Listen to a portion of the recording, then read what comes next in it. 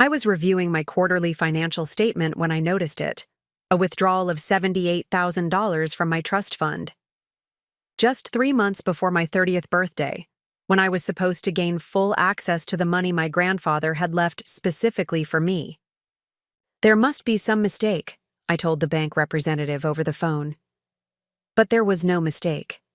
The transfer had been authorized by my mother, the trustee, the same mother who had told me for years that my education would be covered, my down payment secured. The same mother who, I would soon discover, had spent almost my entire inheritance on my sister's extravagant destination wedding in the Maldives. Before we jump back in, tell us where you're tuning in from, and if this story touches you, make sure you're subscribed, because tomorrow, I've saved something extra special for you. The afternoon had been ordinary until that moment, a Tuesday. In April, with spring rain tapping against my apartment windows as I sorted through my mail, I wasn't in the habit of scrutinizing my financial statements. My trust fund had always been a background comfort, something I knew would be there when I turned 30, just as my grandfather had intended. He had established separate trusts for both my sister Vanessa and me when we were children, with my mother acting as trustee until we reached the specified age. I had been planning to use the money for a down payment on a house, something modest but my own, in a neighborhood with good schools for the future family I hoped to build. Not extravagant dreams, but meaningful ones that honored my grandfather's intention that we use our inheritances to establish stable foundations for our adult lives. So when I saw the significant withdrawal, $78,000 3 months earlier, my stomach dropped. I immediately called the bank, navigating through the automated system with increasing anxiety until I reached a customer service representative who confirmed what I feared. This was not a clerical error. The withdrawal had been properly authorized by my mother as trustee. But that's not possible, I insisted, my voice tight with restraint. The terms of the trust state that the money can only be used for my education, medical emergencies, or held until I turn 30. I haven't authorized any withdrawals for any purpose. The representative's voice was professionally sympathetic, but firm. According to our records, Ms. Reynolds, the withdrawal was processed under the Extraordinary Circumstances Clause of the trust. Your mother, as trustee, has limited discretion to access funds for necessary expenses that fall outside the standard parameters provided they ultimately benefit the trust beneficiary. Benefit me? I repeated, feeling a cold certainty settling in my chest. What was the stated purpose of this withdrawal?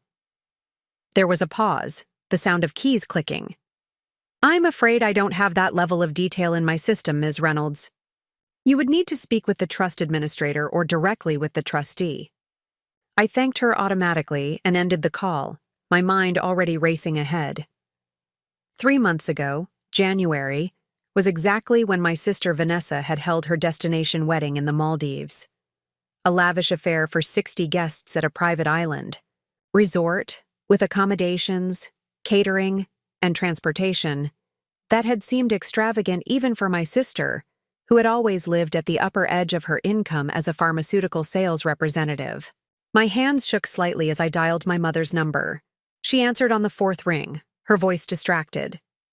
Mom, I said, without preamble, I need to ask you about a withdrawal from my trust fund. The silence that followed was brief, but telling. When she spoke, her voice had shifted to the carefully controlled tone she used when navigating difficult conversations. Alexandra, this isn't a good time. I'm heading into a meeting. $78,000 was withdrawn in January, I continued, ignoring her deflection. Did you authorize that? Another pause, longer this time. We should discuss this in person, not over the phone. Why don't you come for dinner this weekend? I need to know now, I insisted, the tremor in my voice betraying my growing certainty. Was that money used for Vanessa's wedding? It's complicated, Alexandra, she sighed, dropping the pretense. Yes, we needed to cover some unexpected costs for the wedding. The venue increased their fees at the last minute, and we had already committed. Your sister would have been devastated if we had to cancel. I gripped the phone tighter, disbelief, warring with a strange sense of validation, as if a suspicion I had carried for years without fully acknowledging had finally been confirmed. So, you took it from my trust fund? Money that grandfather left specifically for me? It was a loan, she said quickly. We've been meaning to discuss the repayment plan with you. Your father and I will replace the funds before you turn 30. You won't even notice it was gone. A loan, I repeated, the word hollow in my mouth. Did you also take a loan from Vanessa's trust fund? The silence that followed told me everything. Of course they hadn't. Vanessa's trust had likely been depleted years ago, given my sister's spending habits and my parents' indulgence of them. My trust fund had been the only remaining resource available to ensure that my sister had the wedding of her dreams, regardless of what it might cost me. Alexandra, my mother began, her tone shifting to one I recognized all too well. Reasonable, slightly wounded, designed to make me question my own reactions. You're making this into something it isn't. Family helps family. Vanessa needed this. You've always been the practical one, the one who makes responsible choices. Your sister isn't like that. She needed our support. The familiar dynamic settled over me with suffocating weight. Vanessa needed. Vanessa couldn't manage. Vanessa would be devastated. And underlying all of it, the unspoken but ever-present assumption, Alexandra can handle disappointment. Alexandra doesn't need as much. Alexandra should understand. That wasn't your decision to make, I said quietly. That money wasn't yours to give. We're your parents, she countered, a hint of steel entering her voice. We've always made decisions with both our daughters' best interests at heart. I almost laughed at the transparent fiction. Both daughters? When have you ever prioritized my interests over Vanessa's? Name one time? That's unfair, she said, but there was a defensive quality to her tone that told me she couldn't readily provide an example. We love you both equally. Equally, I echoed. And yet you took money from my future to fund her wedding. A wedding? Mom, not a medical emergency, not education. A party that she and Eric couldn't actually afford. Weddings are important milestones, my mother insisted. You'll understand when it's your turn. And speaking of that, maybe if you weren't so focused on your career and made time for dating, we'd be planning your wedding too. The familiar deflection stung as intended, but this time, I refused to be diverted from the central issue. This isn't about my personal life. This is about you stealing from me to give to Vanessa. Again. That's an ugly accusation, she said, her voice cooling. I think we both need to take some time to calm down before we continue this conversation. I agree, I said, surprising myself with my composure. I need time, and I need information. Real information, not the sanitized version you're likely to offer over a family dinner, where any disagreement will be characterized as me causing a scene. What does that mean? She asked, wariness creeping into her tone. It means I'm going to request a complete audit of my trust fund from the bank. I want to know if this is the first withdrawal you've made without my knowledge or consent, or just the first one I've caught. Alexandra, that's completely unnecessary, she said quickly. Too quickly. Like I said, we'll replace the money before you turn 30. There's no need to involve the bank in a family matter. Her response, with its immediate resistance and emphasis on keeping the situation within the family, only strengthened my resolve. If there's nothing to hide, there's no reason to object to transparency, I said, repeating a phrase my father had often used in his corporate legal practice. This isn't about hiding anything, she countered. It's about trust and respect. Do you really want to create more division in this family by making accusations and demands? The question was so perfectly calibrated to activate my lifelong role, as peacekeeper, as the one who accommodated to maintain family harmony, that I almost wavered. Almost. Trust and respect work both ways, Mom. I said finally. And right now, I don't feel either from you. I'll be contacting the bank tomorrow to initiate a full investigation into the management of my trust. I ended the call with my mother and sat motionless at my kitchen table, staring at the financial statement that had upended what I thought I knew about my family. The rain outside had intensified, droplets racing down the window in chaotic patterns that matched my thoughts. For 30 years, I had accepted my role within our family dynamic. The responsible one, the reasonable one, the one who understood when plans changed in Vanessa's favor, when resources were redirected to meet her needs, when my desires were deemed less urgent than her demands. I had accepted it because I believed fundamentally in fairness, in the idea that over time, things would balance out. That my parents' decisions, while sometimes tilted toward my sister in the moment, were ultimately guided by a commitment to supporting both their daughters equally, if differently. The trust fund had represented that eventual balance, the assurance that while Vanessa might receive more immediate attention and resources, my future was also being secured. Now that assurance had been shattered, and with it, the narrative I had constructed to make sense of my family relationships.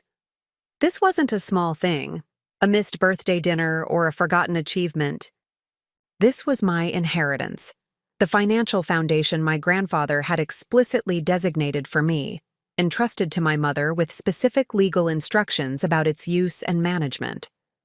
I pulled out my laptop and began researching trust fund mismanagement.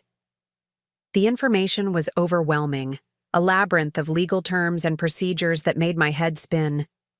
But one thing became clear. As a beneficiary, I had rights, including the right to demand an accounting of how the trust had been managed. By morning, I had drafted an email to the trust department at my bank, requesting a complete audit of all transactions related to my trust fund since my grandfather's death 15 years ago. The response came more quickly than I expected. A trust officer named Marcus Delaney would be handling my case, and he had scheduled a preliminary meeting for 2 days later to discuss the scope of the investigation. I had taken the day off work, unwilling to navigate this conversation between meetings or during my lunch break. Some things deserved undivided attention, and reclaiming my financial autonomy was one of them. Marcus was younger than I had expected, perhaps in his mid-30s, with wire-rimmed glasses and the precise manner of someone who took his responsibilities seriously. He welcomed me into a small conference room at the bank, a manila folder and laptop already arranged on the table. "Ms. Reynolds," he began, "I've reviewed your initial request and the basic structure of your trust. Before we proceed, I want to make sure you understand what an audit like this entails and what we can and cannot do as your financial institution." I appreciated his directness. "I understand that this may be complex," I said, "but I need to know if funds have been mismanaged, and if so, to what extent." Marcus nodded. "The irrevocable family trust established by Edward Reynolds designates you as the primary beneficiary, with your mother, Caroline Reynolds, serving as trustee until you reach the age of 30 or under certain other conditions specified in the trust documents. As trustee, your mother has fiduciary responsibilities, which include managing the assets prudently and solely for your benefit." "Which she violated by withdrawing money for my sister's wedding," I said, the words still difficult to speak aloud. "That's what we'll need to determine," Marcus said carefully. "The trust does contain an extraordinary circumstances clause that grants the trustee limited discretion for withdrawals outside the standard parameters, but such withdrawals must still ultimately benefit the beneficiary." "How could my sister's wedding possibly benefit me?" I asked, unable to keep the edge from my voice. Preparing and narrating this story took us a lot of time, so if you are enjoying it, subscribe to our channel. It means a lot to us. Now back to the story. "That's a valid question," he acknowledged, "and one that would need to be addressed if we find the withdrawal was indeed used for that purpose. What I can tell you is that we take our role as the custodian of trust assets Seriously, if there has been mismanagement, we have procedures to address it. Over the next hour, Marcus explained the audit process. The bank would review all transactions, looking for patterns or irregularities. They would request documentation for withdrawals, particularly those made under the Extraordinary Circumstances Clause. If necessary, they could freeze further withdrawals pending the outcome of the investigation. "And how long will this take?" I asked, thinking of my approaching birthday and the plans I had made based on accessing my trust. "We'll conduct the initial review within 2 weeks," Marcus said. "That should give us a clear picture of any irregularities. If we find evidence of mismanagement, the remediation process can take longer, depending on the complexity and whether legal action becomes necessary." Legal action. The phrase hung in the air between us, heavy with implication. Was I prepared to take legal action against my own mother? The thought made my stomach clench, but then I remembered her dismissive tone, her immediate defense of the indefensible, her assumption that I would eventually fall back into my accustomed role of understanding and accommodation. "I need to know the truth," I said finally. "Whatever it is, however uncomfortable it might be." Marcus's expression softened. Slightly. "That's what we're here to help you discover, Ms. Reynolds." As I left the bank, I felt a curious mixture of dread and determination. The process had been set in motion, and there would be no going back to the comfortable ignorance of before. Whatever the investigation revealed, I would have to face it. And so would my family. I hadn't spoken to either of my parents or my sister since the initial phone call with my mother. My phone had accumulated multiple missed calls and increasingly urgent text messages, but I had maintained my silence, unwilling to engage until I had more information. This wasn't a situation that could be smoothed over with carefully worded apologies or appeals to family unity.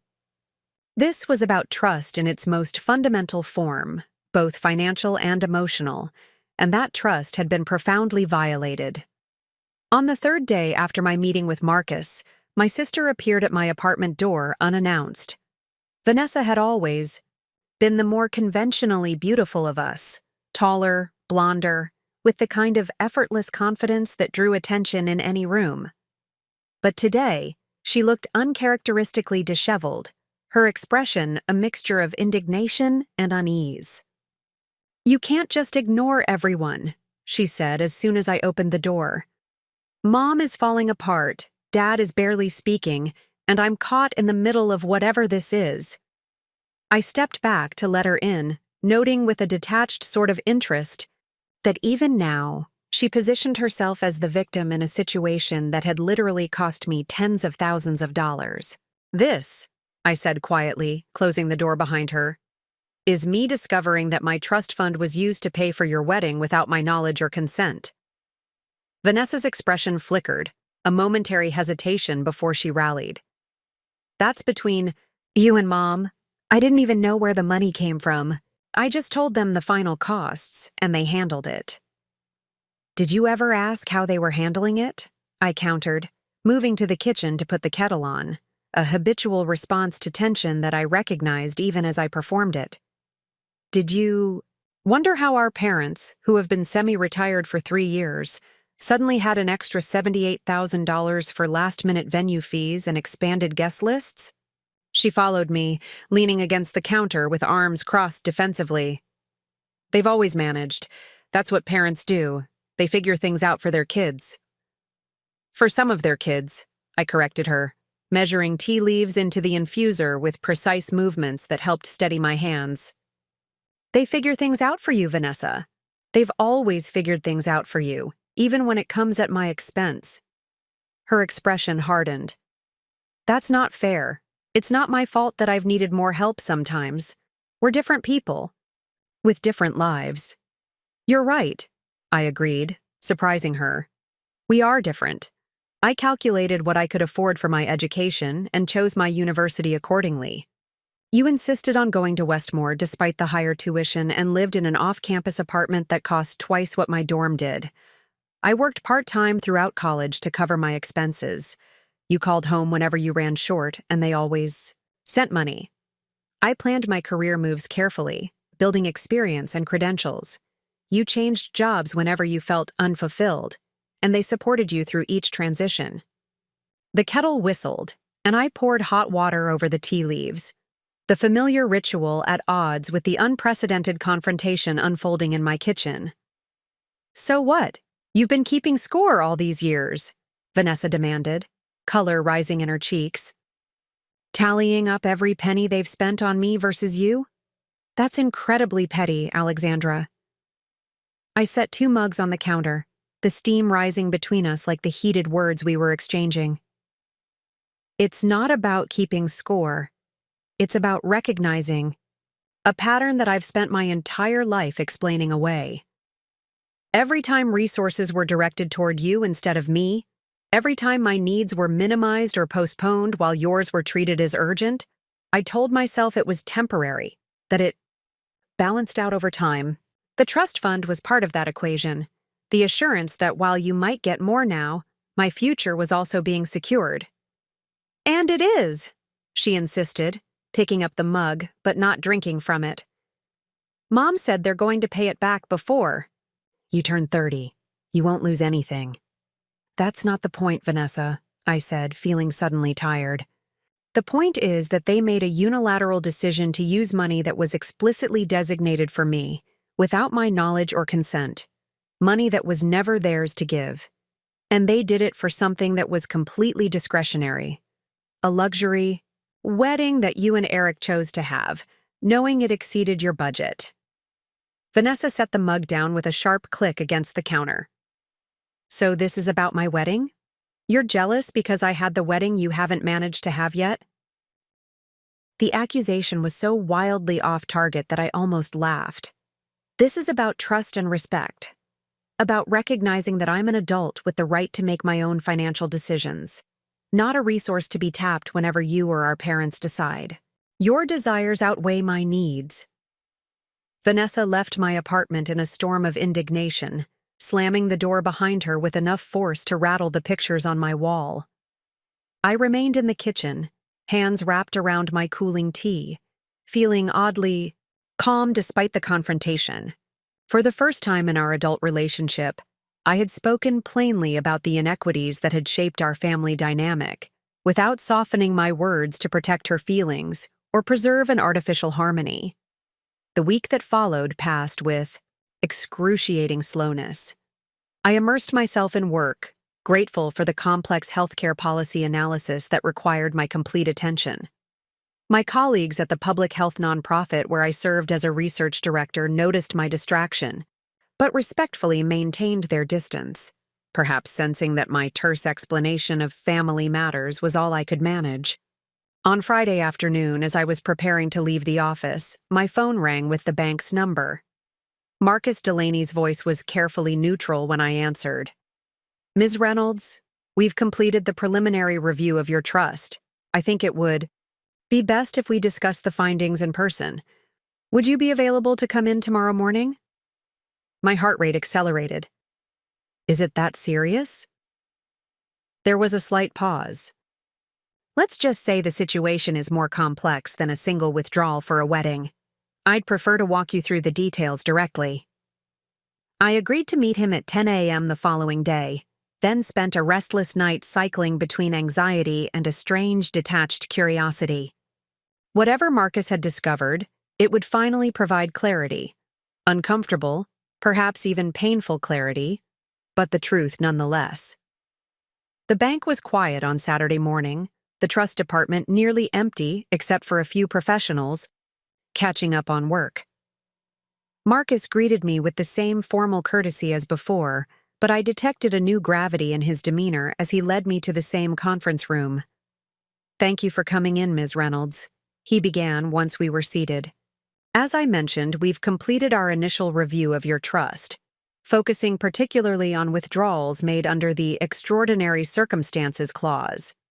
He opened a folder containing several spreadsheets and summary documents. "I'll be direct. We've identified multiple unauthorized withdrawals dating back approximately 8 years. The total sum diverted from your trust amounts to just over $342,000.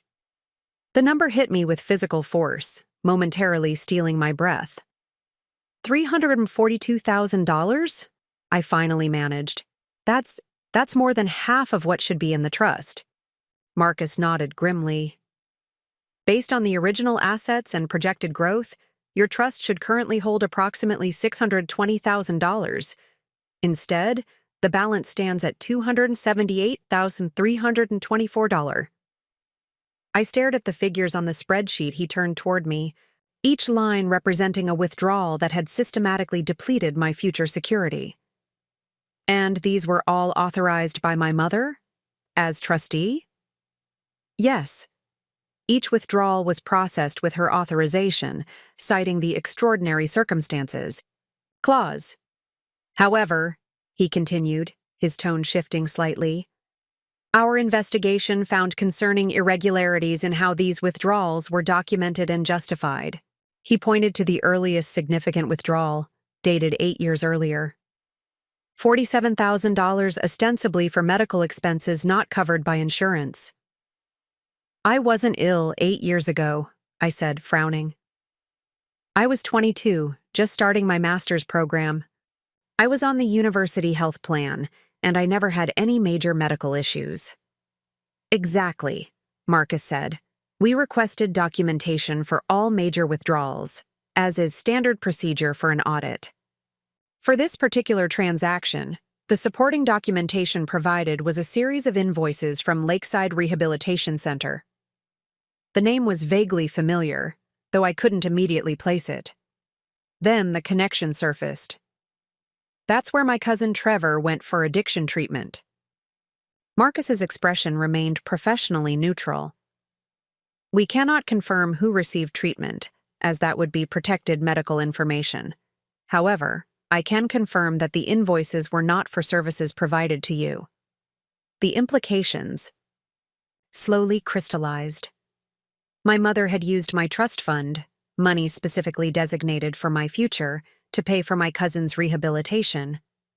Trevor was my father's nephew, not even directly related to my mother. Is that legal? I asked, struggling to process the revelation. It represents a clear breach of fiduciary duty, Marcus explained.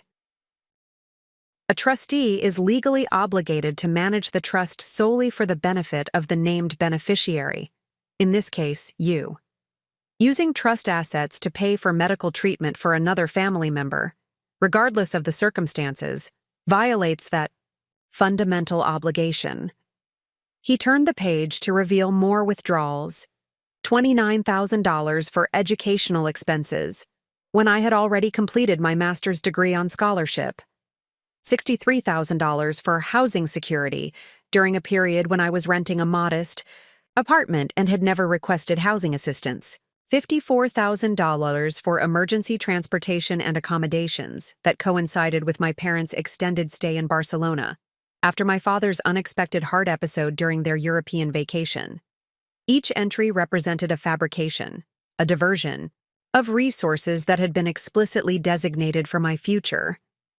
And most painfully, each represented a conscious choice by my mother to prioritize other needs, Vanessa's, my father's, even extended family members, over her fiduciary responsibility to me. The most recent withdrawal for the wedding is actually one of the more straightforward cases, Marcus continued. At least it was documented as a loan, though there's no formal repayment agreement in place. I struggled to find words adequate to the magnitude of what I was learning. So for 8 years, my mother has been systematically depleting my trust fund to cover family expenses that have nothing to do with me? That appears to be the case, Marcus confirmed. And while the trust does grant the trustee some discretion for extraordinary circumstances, there must still be a clear benefit to you as the beneficiary. None of these withdrawals meet that standard. What happens now? I asked, the question encompassing far more than just the financial implications. Marcus outlined the bank's next steps. They would freeze the remaining assets to prevent further withdrawals. They would formally notify my mother of the audit findings and the breach of fiduciary duty. They would request her voluntary resignation as trustee. If she refused to resign, they would petition the court for her removal and the appointment of an institutional trustee, the bank itself, to manage the remaining assets. And the money that was taken? I asked, still struggling to fully absorb the magnitude of the betrayal. That's more complicated, Marcus acknowledged. You have legal grounds to seek recovery of the misappropriated funds from the trustee personally. However, pursuing that route would likely require litigation against your mother. The word hung between us: litigation, a formal legal battle against my own mother. The thought was nearly unbearable. Yet so was the alternative, accepting that more than half of my inheritance, my grandfather's explicit gift to secure my future, had been redirected to address other family members' needs and wants without my knowledge or consent. I need time to think, I said finally. Marcus nodded, understanding. Of course. These are significant decisions that shouldn't be rushed. But Ms. Reynolds, he added, his professional demeanor softening slightly, I do want to emphasize that what happened here was wrong. Not just legally wrong, but fundamentally unfair to you as the intended beneficiary of your grandfather's generosity. Whatever you decide about pursuing recovery, please don't question your right to feel betrayed by these actions. His validation, coming from a neutral professional with no stake in our family dynamics, steadied me. This wasn't about me being petty or ungenerous or failing to understand the complexity of family finances. This was about a systematic pattern of prioritizing others' needs at my expense, not just emotionally, as had been the case throughout my childhood, but financially, in direct violation of legal obligations and explicit instructions. As I left, the bank, clutching the folder containing documentation of years of financial betrayal, I felt strangely weightless. The truth, however painful, had liberated me from the exhausting work of explaining away inconsistencies, of constructing narratives that allowed me to believe in fundamental fairness, despite mounting evidence to the contrary. I didn't go straight home. Instead, I drove to Halcyon Park, a peaceful green space overlooking the river that had been my refuge during difficult times since college. I found an empty bench facing the water and sat, letting the spring sunlight warm my face as I contemplated what came next.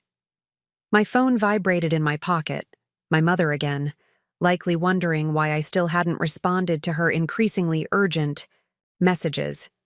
I silenced it without looking at the screen. This conversation wouldn't happen on her timeline, driven by her anxiety about exposure. It would happen when I was ready, with full information and clear boundaries. For now, I needed to sit with the magnitude of what I had learned. Not just the financial betrayal, though that was substantial enough, but the deeper pattern it revealed, the consistent choice to prioritize others' needs and wants over commitments made to me, the assumption that I would understand, accommodate, adjust my expectations while others remained secure in theirs. A pair of geese floated past on the river, their movements synchronized in the current. They reminded me of my grandfather, his quiet strength, his careful planning, his determination to provide for both his granddaughters equally.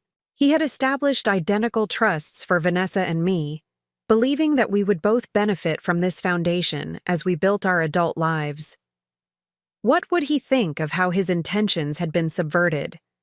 Of how the security he had carefully arranged for me had been systematically redirected to address other priorities, some legitimate needs, others mere preferences? The question crystallized my resolve. This wasn't just about me and my financial security, though that mattered. It was about honoring my grandfather's explicit intentions, about respecting the careful planning he had done to support both his granddaughters equally. In allowing my trust to be depleted while protecting Vanessa's, my parents had not only betrayed me, they had betrayed him and his clearly expressed wishes. That realization settled in me with surprising calm. Whatever came next, difficult conversations, formal proceedings, potential litigation, I would approach it not from a place of wounded anger, but from a commitment to truth and to honoring intentions that had been explicitly established. This wasn't about punishing my parents or forcing acknowledgement of years of unequal treatment. It was about establishing clarity and ensuring that what remained of my grandfather's gift would be protected as he had intended. 3 days after my meeting with Marcus, I requested a formal sit-down with my parents. After careful consideration, I decided their home would be the most appropriate setting. Neutral ground might have been easier emotionally, but this conversation deserved the privacy that only a family home could provide. I specifically asked that Vanessa not be present. This phase of the discussion needed to be contained to the primary parties involved: my mother as trustee, my father as her enabler, and myself as the beneficiary whose inheritance had been systematically diverted. I arrived at their suburban colonial at precisely 6 o'clock on a Wednesday evening, the folder of bank documents tucked into my leather portfolio. The house looked exactly as it always had, meticulously maintained, with seasonal flowers in the front beds and warm light spilling from the windows. It struck me as incongruous that a place could appear so unchanged when my understanding of the relationships it contained had been so fundamentally altered. My father opened the door before I could ring the bell. Richard Reynolds had always been an impressive figure. Tall, silver-haired, with the commanding presence cultivated during his years as corporate counsel for a multinational firm. But today he looked diminished somehow, worry lines etched more deeply around his eyes. "Alexandra," he said, his tone formal in a way that confirmed he understood the gravity of the situation. "Thank you for coming." "Thank you for agreeing to meet," I replied, equally formal. The familiar impulse to smooth things over, to reassure him that everything would be fine, rose automatically before I consciously suppressed it. This was not a time for reflexive comforting. He led me to the living room where my mother waited, perched on the edge of the sofa as if ready to flee at the first sign of conflict. Caroline Reynolds had always been the family's emotional barometer, the one who managed relationships, who ensured that social appearances were maintained regardless of underlying tensions. Today she looked both defensive and defeated, a combination that would have triggered my immediate sympathy in the past. "Would you like something to drink?" my father asked, falling back on social ritual when genuine connection felt uncertain. "No, thank you," I said, taking a seat across from them. "I appreciate you both making time for this conversation. I know it won't be easy, but it's necessary." My mother's hands twisted in her lap. "Alexandra, before you say anything, I want you to know that we never intended to hurt you. Every decision we made was with the family's best interests at heart." The familiar framing, the family's best interests, struck me differently now. How often had that phrase been used to justify decisions that served some family members at the expense of others? How often had I accepted it as sufficient explanation for outcomes that consistently disadvantaged me? "I've met with the bank," I said directly, opening my portfolio and placing the summary sheet on the coffee table between us. "They've completed an audit of my trust fund." My father leaned forward to examine the document, his lawyer's instinct for assessment overriding his personal discomfort. My mother remained rigidly upright, her gaze fixed on me rather than on the evidence of her actions. $342,000, I continued, the number still shocking despite my having lived with it for days now. "That's how much has been withdrawn from my trust under the extraordinary circumstances clause over the past 8 years. Money that was explicitly designated for my future, diverted to cover everything from Vanessa's wedding to Trevor's rehabilitation to your extended stay in Barcelona after Dad's heart episode." My father's expression tightened as he scanned the itemized withdrawals. My mother's complexion had gone pale, but she rallied with the defense she had likely been rehearsing since my initial discovery. Alexandra, you have to understand. These were family emergencies. Trevor might have died without treatment. Your father needed me with him during his recovery. Vanessa's wedding was not an emergency, I finished firmly. Neither was Dad's.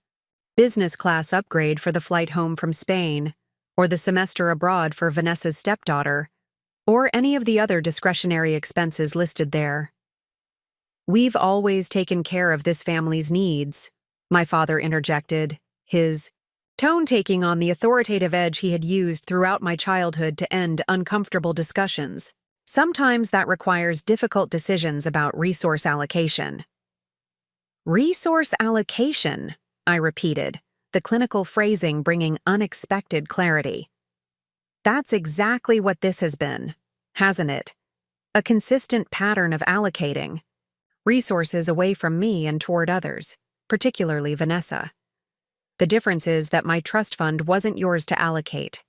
It was designated specifically for me, with legally binding constraints on how it could be used.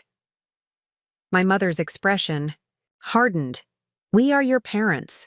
We have always acted in your best interest. By taking more than half of my inheritance without my knowledge or consent? I challenged, keeping my voice level despite the emotion rising in my chest. By systematically depleting the financial security my grandfather explicitly established for me? We intended to replace those funds, my father said, though his tone lacked conviction. Your mother has already explained that the wedding expenses will be repaid before your birthday. And the other $264,000, I asked, were you planning to replace that as well? Or did you assume I would never notice, never request an accounting, never realize that the security I had been counting on had been redirected to meet other family members' needs and wants? My mother's composure cracked slightly. You've always been the stable one, Alexandra. The one who plans, who saves, who makes careful decisions. Vanessa needed more support. Because you and Dad never required her to develop financial responsibility, I interrupted, a lifetime of accumulated insight suddenly crystallizing. You cultivated her dependence through your constant intervention, just as you cultivated my independence by consistently directing resources toward her rather than me. And then you used the very self-sufficiency you forced me to develop as justification for continuing to prioritize her needs over mine. The observation landed with visible impact. My parents exchanged a glance that contained decades of unspoken understanding, the tacit agreement about which daughter needed more, which could manage with less, which would understand when plans changed in the other's favor. That's not fair, my father said, but the protest sounded hollow even to him. What's not fair, I replied steadily, is discovering at 29 that the financial foundation I had been counting on, that I had structured my career choices, housing decisions, and future plans around, has been systematically dismantled to address other priorities that you deemed more important than your legal and ethical obligations to me. My mother's expression shifted from defensive to wounded. After everything we've done for you, this is how you repay us? With accusations and legal threats? The familiar tactic, positioning herself as the injured party when confronted with the consequences of her own actions, no longer had the power to derail me from my purpose. I haven't made any legal threats, I said calmly. I've simply stated facts established through a formal bank audit. But since you've raised the issue, I should inform you that the bank has frozen the remaining trust assets to prevent further, unauthorized withdrawals, and they've requested your voluntary resignation as trustee due to the documented breach of fiduciary duty. My father's legal training asserted itself through his personal distress. They can't unilaterally remove Caroline as trustee. The trust documents specify a process for trustee replacement. You're right, I acknowledged. If she refuses to resign voluntarily, they'll petition the court for her removal and the appointment of an institutional trustee to manage the remaining assets. They believe the evidence of fiduciary breach is sufficient to warrant judicial intervention. The clinical terms, fiduciary breach, judicial intervention, created a necessary distance from the painful personal reality underlying them. My mother had betrayed her legal obligation to protect my interests, and now external authorities might be required to enforce the consequences of that betrayal. "This will destroy our family," my mother said, tears forming in her eyes. "Is that what you want, Alexandra? To tear us apart over money?" The question was so profoundly inverted that I almost laughed despite the gravity of the moment. "This isn't about money, Mom. It's about trust, about respect, about acknowledging that I deserve the same consideration you've always given Vanessa. You and Dad are the ones who made choices that put our family relationship at risk.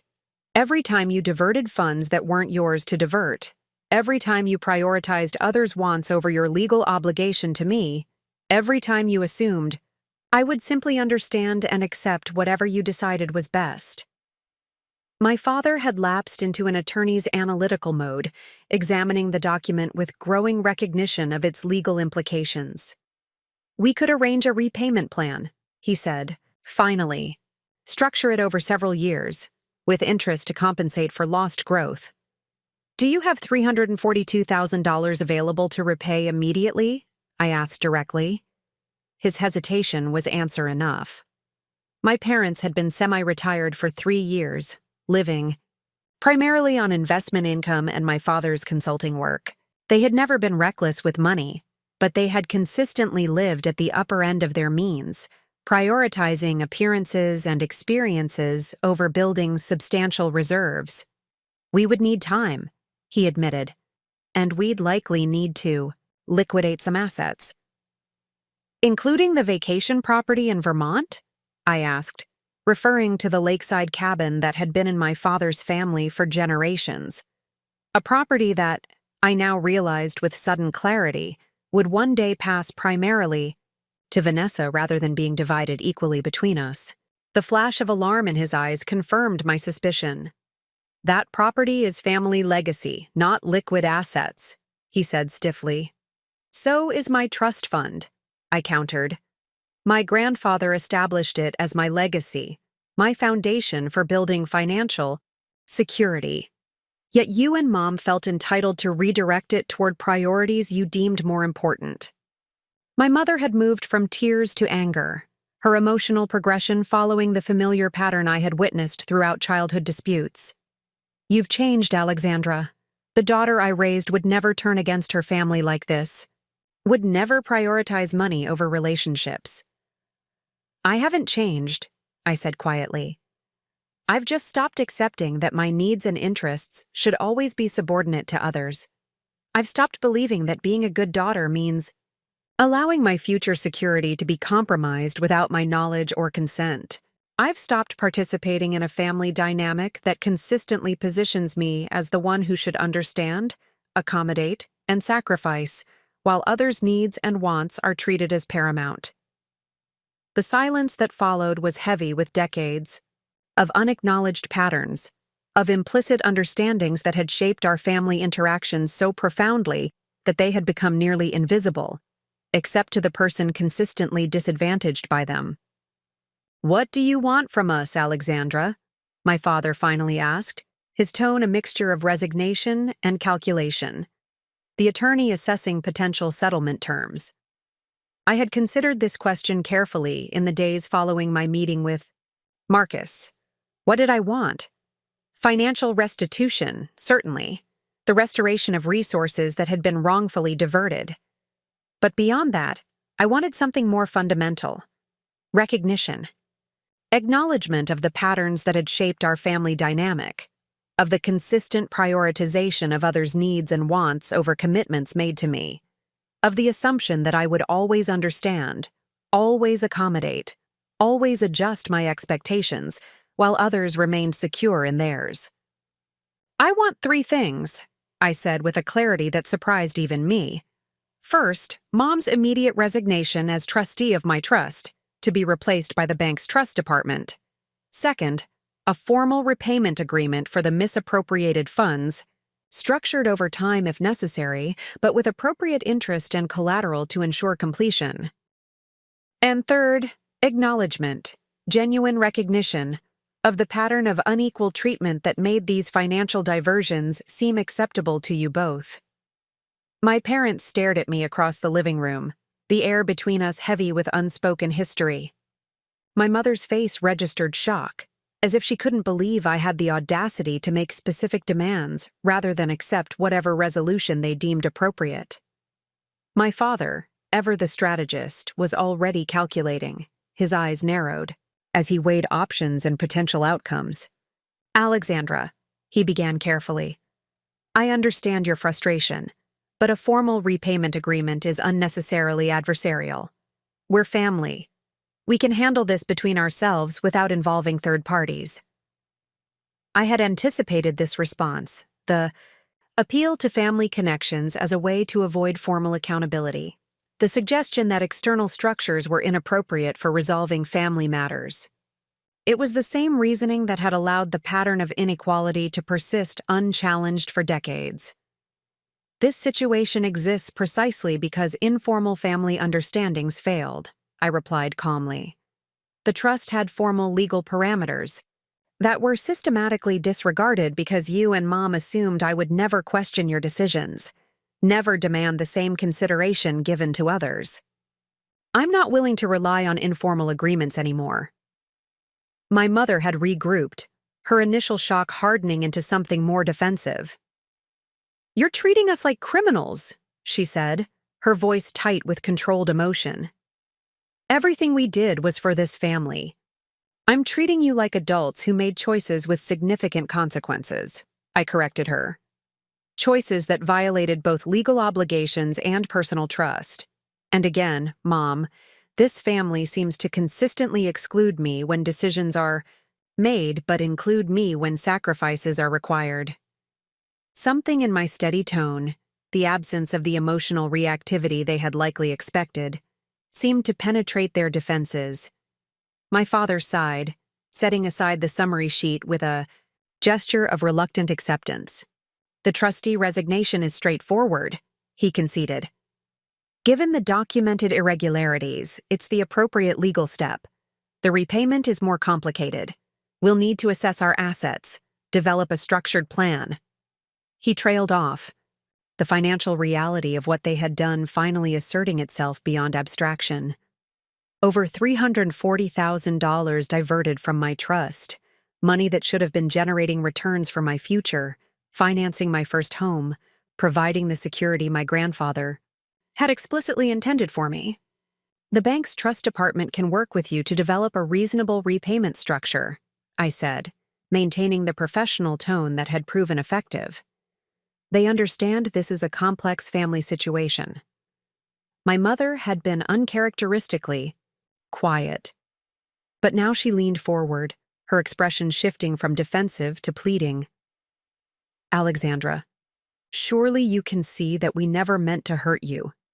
We were trying to balance everyone's needs. By consistently prioritizing others over me, I said, not unkindly but without yielding. By assuming I would understand, accommodate, adjust while Vanessa and others received immediate attention and resources.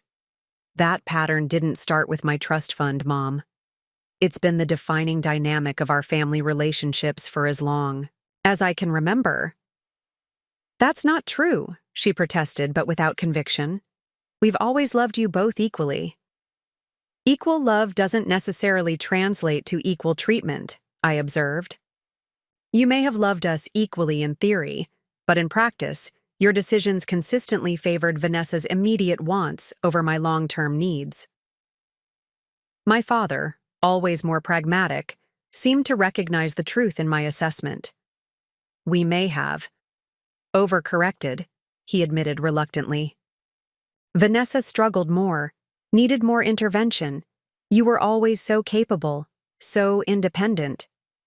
I became independent because I had to, I pointed out, because experience taught me early that my needs wouldn't receive the same immediate attention, that I needed to solve my own problems while family resources were directed toward Vanessa's. It was the most honest conversation we had ever had about the dynamics that had shaped our family. And despite the painful context, I felt a curious sense of relief. The patterns had finally been named, the invisible currents that had directed our relationships for decades, finally acknowledged out loud rather than remaining powerful but unspoken influences. "What about your third requirement?" my father asked after a moment of weighted silence. "Acknowledgement, you said. What exactly does that entail?" The question was genuine, and his willingness to ask it, to explore unfamiliar emotional territory rather than retreating to legal frameworks or financial calculations, marked a subtle but significant shift. "I need you both to recognize that what happened with my trust fund wasn't an isolated financial decision," I explained. "It was the extension of a lifelong pattern where my needs were consistently subordinated to others, where I was expected to understand and accommodate, while Vanessa was protected from natural consequences and given disproportionate resources and attention." My mother's expression tightened. "You make it sound so calculated, so intentional. We were just responding to the situations that arose." "The situations may have been circumstantial, but your responses followed a consistent pattern," I said. "When resources were limited, mine were the first sacrificed. When attention was divided, Vanessa's needs were prioritized. When plans changed, I was the one expected to adjust without complaint. These weren't random choices. They reflected underlying assumptions about which daughter's needs and wants mattered most." The articulation of this pattern, clear, direct, without accusation but without qualification, landed with visible impact. My parents exchanged a glance that conveyed decades of shared understanding, of tacit agreements about how our family operated. "We never saw it that way," my father said finally, his tone softened by genuine reflection. "We thought we were responding to each situation as it came, making the best decisions we could with the resources available." "I believe that's how you experienced it," I acknowledged.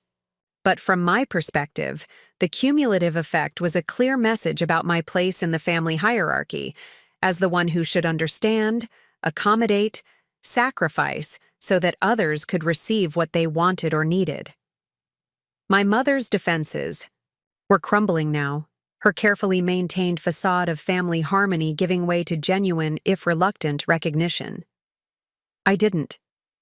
We didn't," she began, then stopped, uncharacteristically at a loss for words.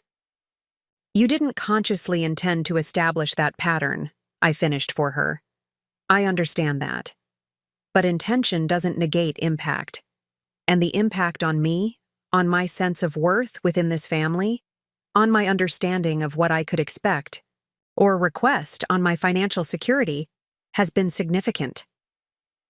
The room fell silent again, but the quality of the silence had changed.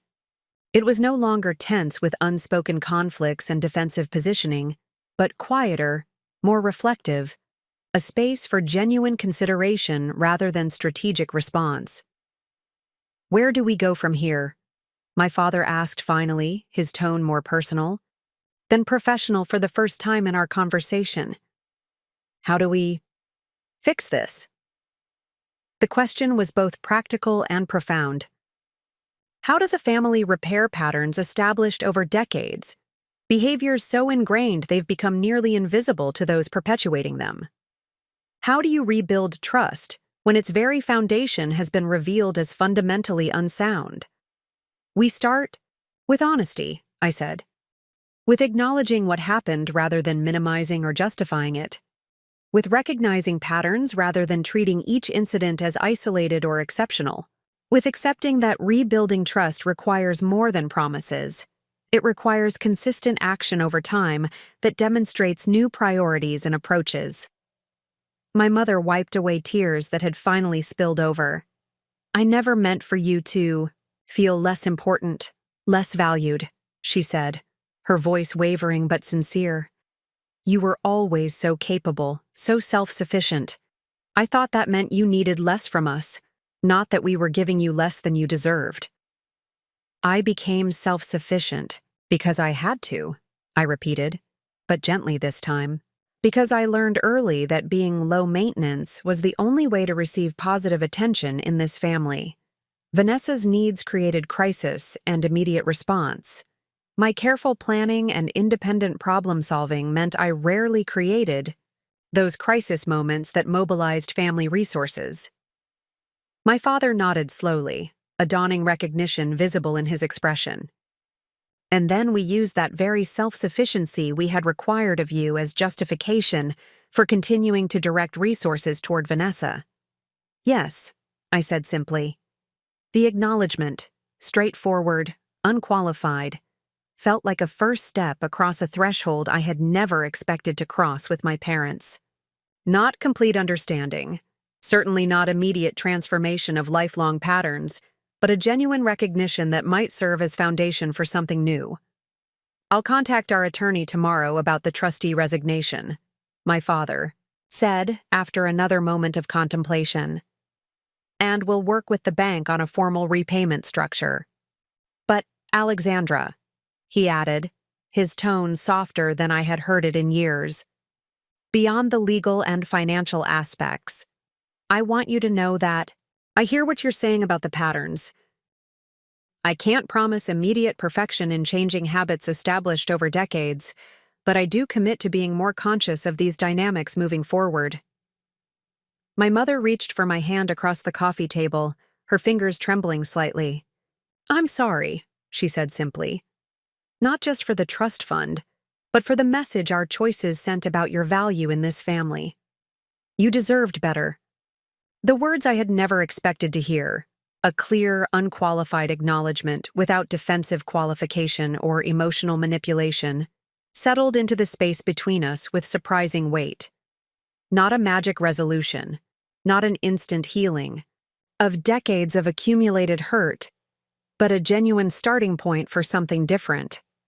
I accepted her hand, feeling the complex mixture of emotions that accompanies any significant transition. Relief at being finally seen and heard.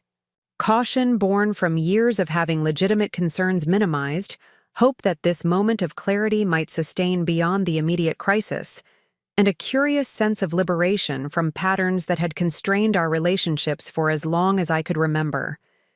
Thank you, I said, the simple words carrying layers of meaning. This is where we start rebuilding. The formal aspects of addressing my trust fund situation proceeded with surprising efficiency. Within a week, my mother had signed the paperwork, resigning as trustee, and my father had worked with the bank to establish a structured repayment plan spanning 5 years. The agreement included modest interest to compensate for lost growth and was secured by their investment portfolio as collateral, a provision Marcus had strongly recommended given the magnitude of the misappropriation. What proved more complex was navigating the shifting family dynamics that followed our confrontation. I had maintained minimal contact with my parents during the week of legal and financial arrangements, our interactions limited to necessary updates about paperwork and signatures. I had not spoken to Vanessa at all since our heated exchange in my kitchen, though my phone contained multiple missed calls and increasingly urgent text messages from her. I was reviewing the final trust transfer documents in my home office when my doorbell rang on a Saturday afternoon. When I opened the door, Vanessa stood on my threshold looking uncharacteristically subdued. Gone was the defensive posture and accusatory expression from our last encounter. Instead, she appeared hesitant, almost uncertain, emotions I rarely associated with my confident, assertive sister. "Can we talk?" she asked simply. I hesitated, weighing my emotional capacity for another potentially draining confrontation against the knowledge that any meaningful family reconstruction would eventually require addressing my relationship with Vanessa. After a moment, I stepped back, gesturing her inside. "Thank you," she said, following me to the living room. She declined my perfunctory offer of tea or coffee, sitting on the edge of my sofa with uncharacteristic rigidity. Mom and Dad told me about the trust fund investigation. She began once we were seated. About all of it. Not just the wedding expenses, but the years of withdrawals, the total amount. She trailed off, seeming genuinely at a loss for words. I remained silent, giving her space to find her way through what was clearly a difficult conversation for her. I didn't know, she continued finally. I mean, I knew they helped me with expenses sometimes, the down payment on my condo, the semester abroad for Mia, but I never realized where the money was coming from. I never thought to ask. This admission of obliviousness struck me as simultaneously believable and problematic. Vanessa had never been particularly attentive to financial details, content to accept assistance without questioning its source or sustainability. But that very lack of curiosity had enabled the pattern of diverting resources away from me and toward her, a pattern she had benefited from whether or not she had consciously participated in establishing it. "Did you ever wonder?" I asked, careful to keep my tone neutral rather than accusatory. Our parents have been semi-retired for 3 years. Dad does occasional consulting, but they're primarily living on investment income. Did you ever question how they managed to provide tens of thousands of dollars for discretionary expenses like your wedding upgrades? She flushed slightly, her gaze dropping to her clasped hands. I guess I assumed they had savings, investments. I didn't really think about the specifics. They always said not to worry about it, that they had it covered. They had it covered because they were using money that wasn't theirs to use, I said, still maintaining that careful neutrality. Money that was specifically designated for my future. Vanessa nodded, genuine distress evident in her expression. I know. And I'm so sorry, Alexandra. If I had understood where the money was coming from, I never would have accepted it. Especially not for something like wedding upgrades or Mia's semester in Florence.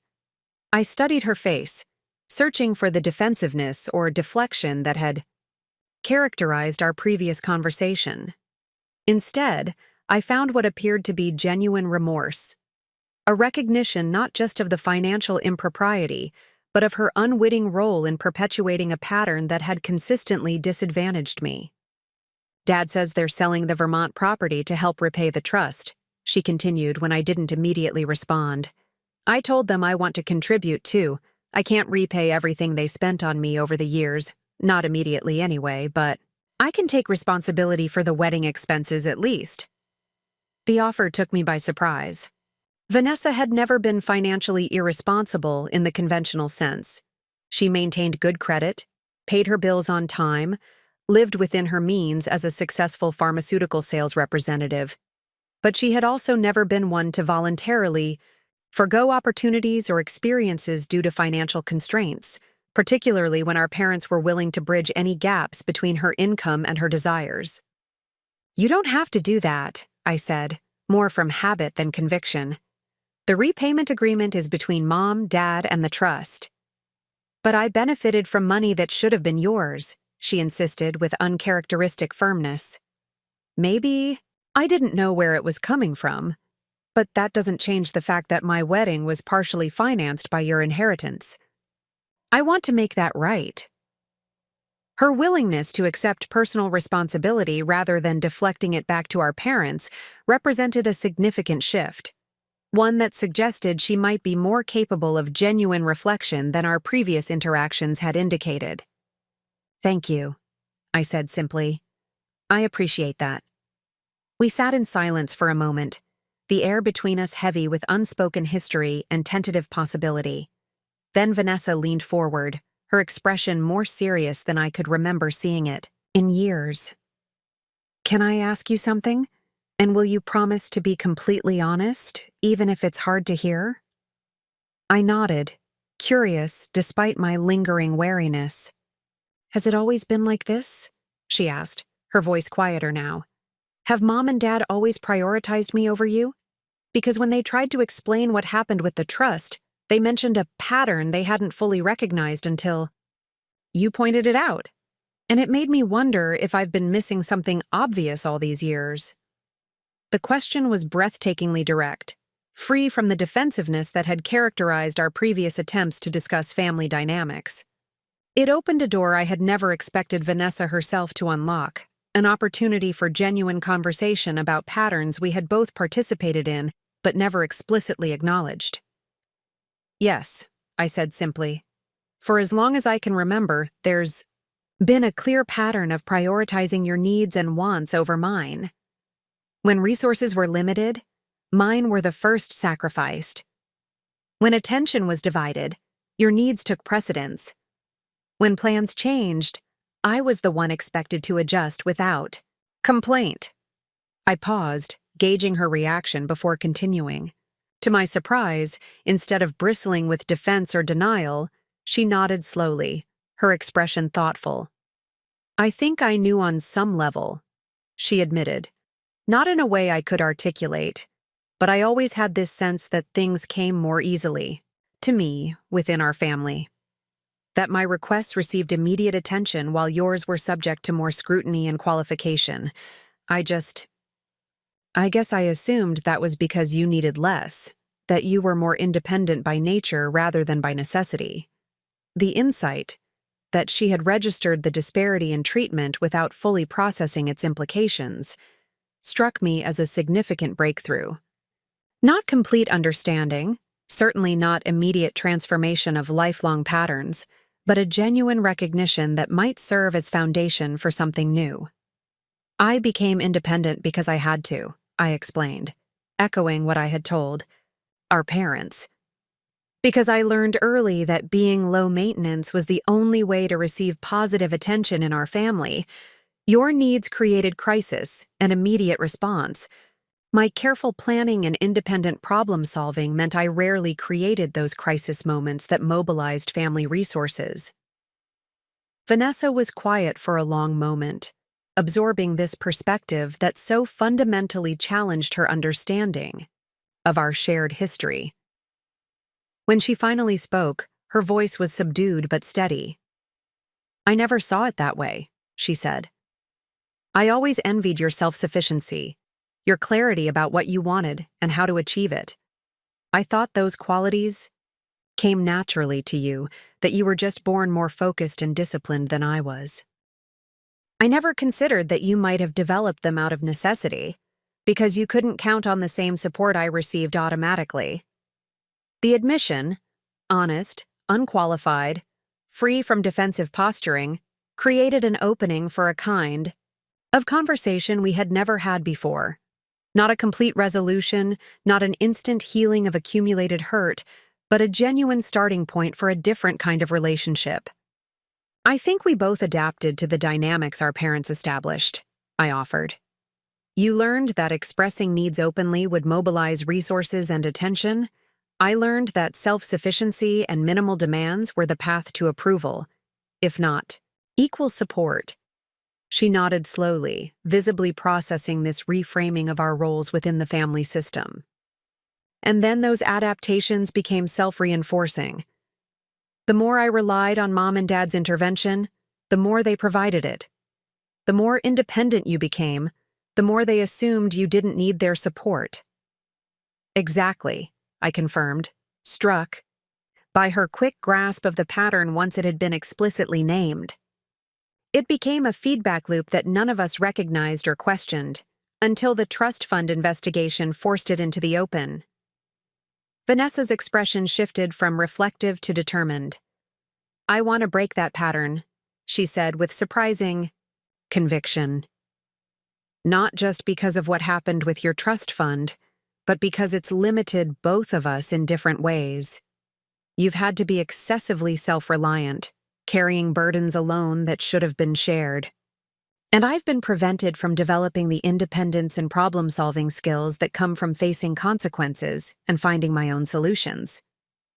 The insight that the pattern had constrained her development as much as it had burdened mine, albeit in different ways, suggested a depth of self-awareness I hadn't previously credited her with.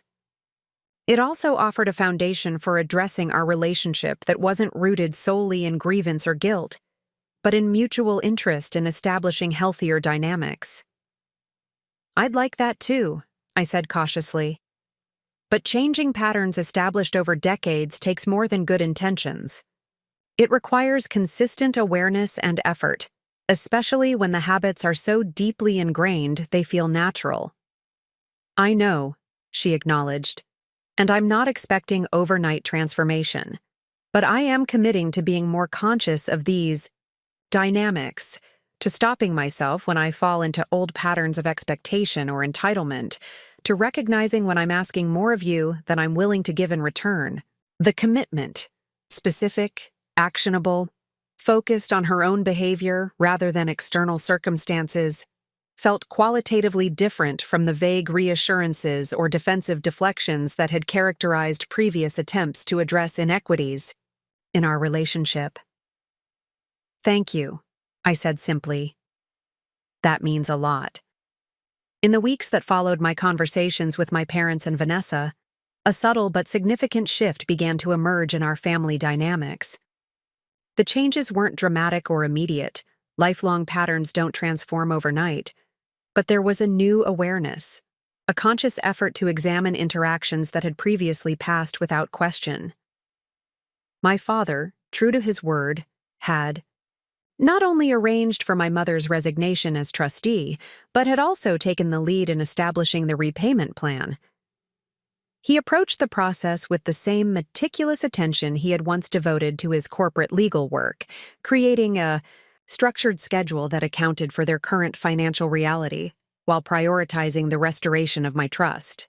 The Vermont property, which had been in my father's family for 3 generations, was listed for sale, a tangible demonstration of their commitment to making amends that carried emotional significance beyond its financial value. When I expressed concern about this during a carefully neutral phone call, my father's response surprised me. "The property matters, Alexandra," he acknowledged, "but not more than addressing what happened with your trust. Not more than demonstrating that we recognize the seriousness of our actions and are committed to making things right."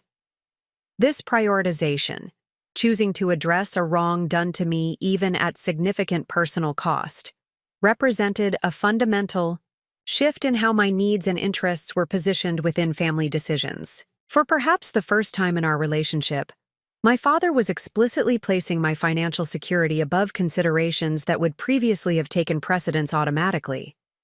Vanessa, meanwhile, had begun making monthly contributions toward repaying the wedding expenses, modest amounts that represented a genuine stretch for her budget, but demonstrated consistent commitment to her stated intention. More significant than the financial contribution, however, was the shift in how she engaged with me. Our communications, previously dominated by her needs and concerns with minimal inquiry about my life, had become more balanced. She began asking thoughtful questions about my work and interests, listening attentively to my responses rather than waiting for an opening to redirect the conversation to herself.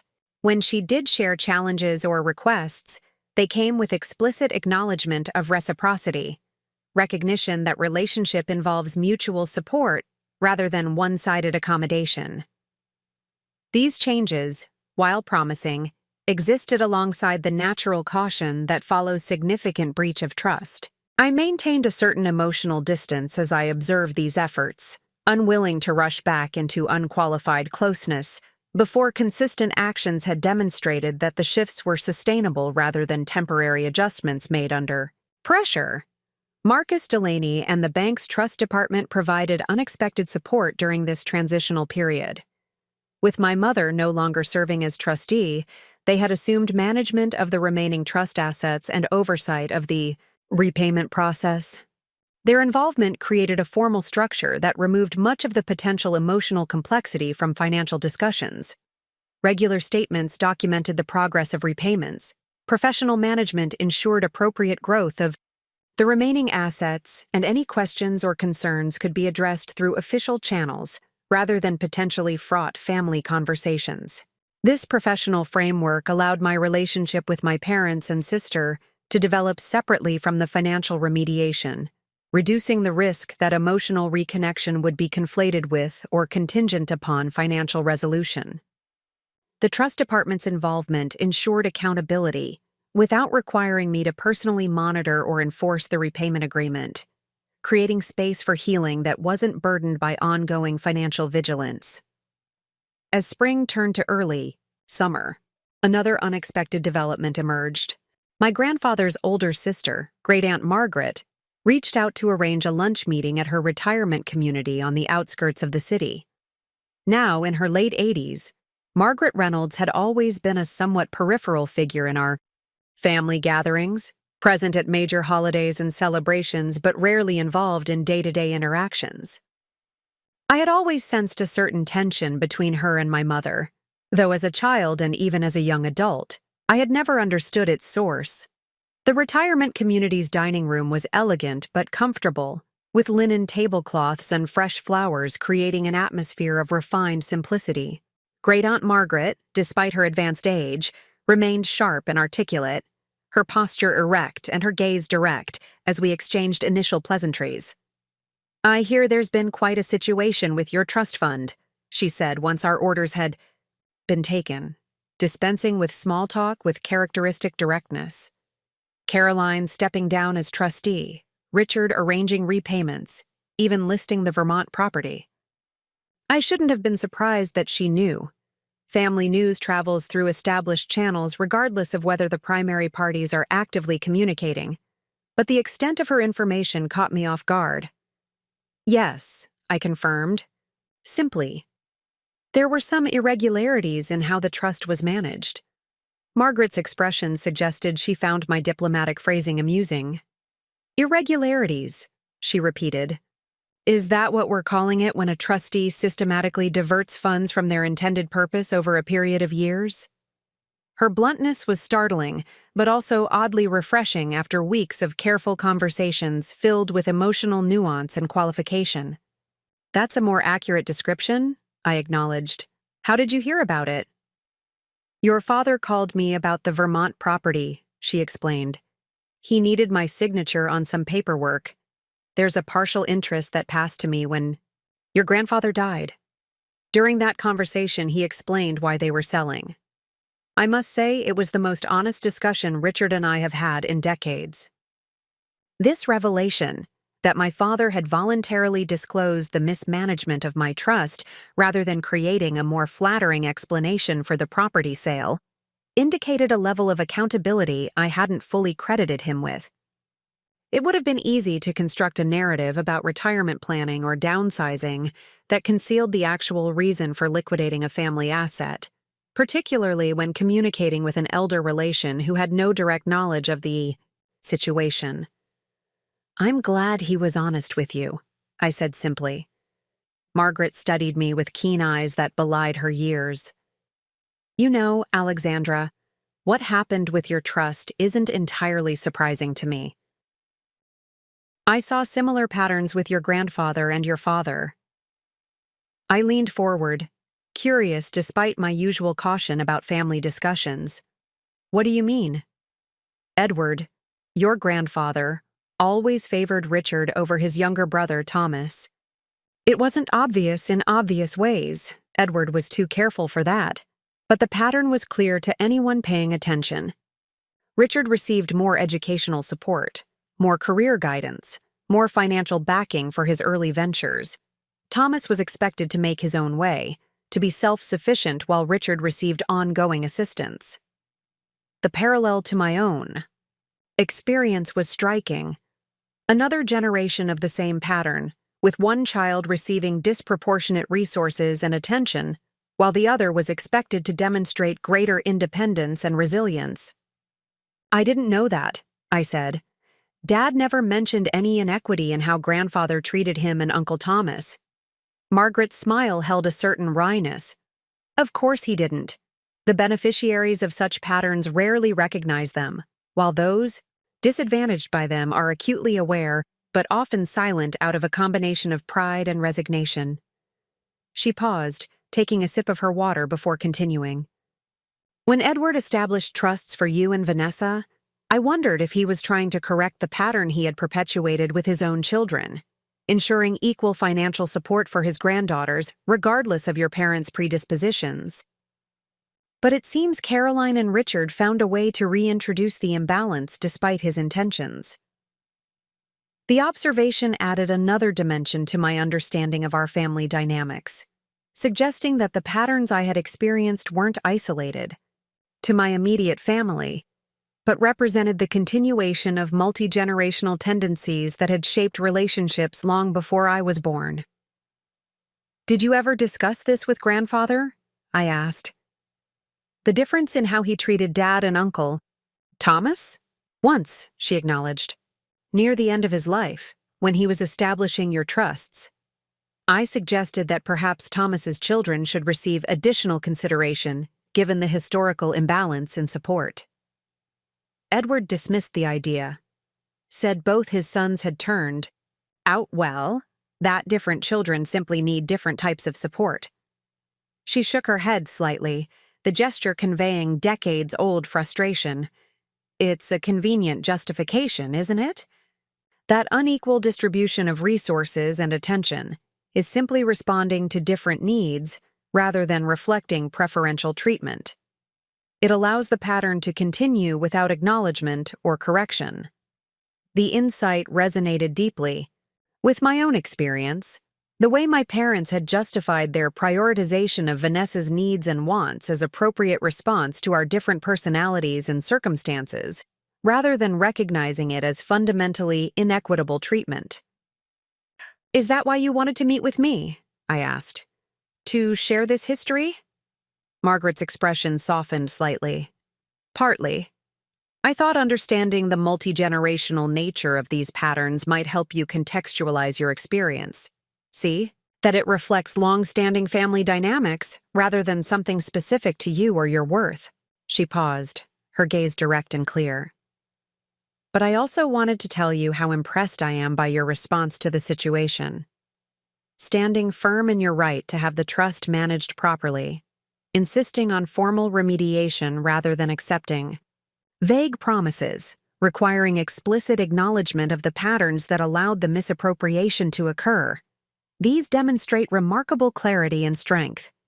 The validation, coming from someone with historical perspective on our family dynamics, but no direct stake in maintaining their continuance, carried surprising weight. It affirmed that my response wasn't disproportionate or unnecessarily adversarial, as my mother had initially suggested, but represented appropriate boundary setting in the face of significant breach of trust. "Thank you," I said simply. "That means a lot, especially given your perspective on our family history." Margaret nodded, her expression thoughtful. "You've done something important, Alexandra, not just for yourself, but potentially for future generations of this family.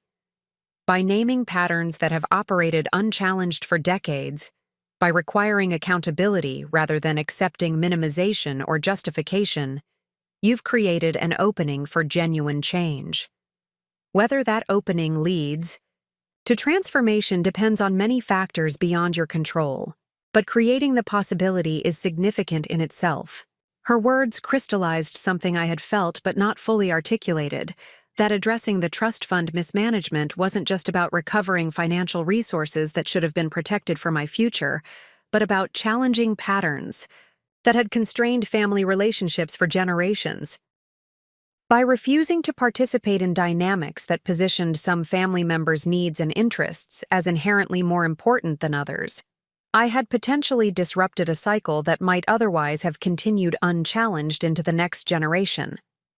"I hope you're right," I said. "About the possibility for change, I mean. There have been some promising shifts in how we're interacting, but I'm cautious about assuming they'll be sustained once the immediate crisis has passed." As my 30th birthday approached in early July, I found myself at an unexpected crossroads. According to the original terms of my grandfather's trust, this milestone would grant me full access to the assets he had set aside for my future. In the alternate reality, where no misappropriation had occurred, I would have been preparing to utilize these funds for the down payment on a home, a modest but well-located property in a neighborhood with good schools and a reasonable commute to my office at the public health nonprofit. Instead, I was navigating a complex new landscape where my inheritance existed partially on paper and partially in the form of a structured repayment agreement. The remaining balance in the trust, approximately $278,000, would become available to me. but the larger portion was now documented in a formal arrangement that would restore the misappropriated funds over the next 5 years. 2 weeks before my birthday, Marcus Delaney requested a meeting to discuss the transition. The Trust Department conference room had become familiar territory over the preceding months, its neutral professionalism providing a container for financial discussions that might otherwise have been fraught with emotional complexity. "As you know, Ms. Reynolds," Marcus began, "your 30th birthday triggers the full distribution provision in your grandfather's trust. You'll have complete access to the remaining balance and all future repayments as they're received." He slid a folder across the table containing documents outlining the current status of the trust, the repayment schedule, and the various options for managing the assets moving forward. "You have several choices to consider," he continued. "You can take immediate distribution of the remaining balance, maintaining the repayment schedule as established. You can leave some or all of the assets under the bank's management in investment vehicles of your choosing. Or you can establish a new trust structure with specific parameters for how the funds, both current and future repayments, will be utilized." I reviewed the documents carefully, noting the detailed projections for how the repayments would gradually restore the trust to its intended value, albeit years later than my grandfather had planned. The Vermont property was now under contract, with closing scheduled for the following month. That sale would provide a significant initial repayment, with monthly contributions from my parents and Vanessa supplementing it over the 5-year term. "What would you recommend?" I asked, valuing Marcus's professional perspective as I contemplated these options. He considered the question thoughtfully before responding. "From a purely financial standpoint, maintaining some professional management would be advantageous, especially for the repayment funds as they come in. It provides discipline and structure that can be difficult to maintain individually, particularly with funds arriving in irregular amounts and intervals."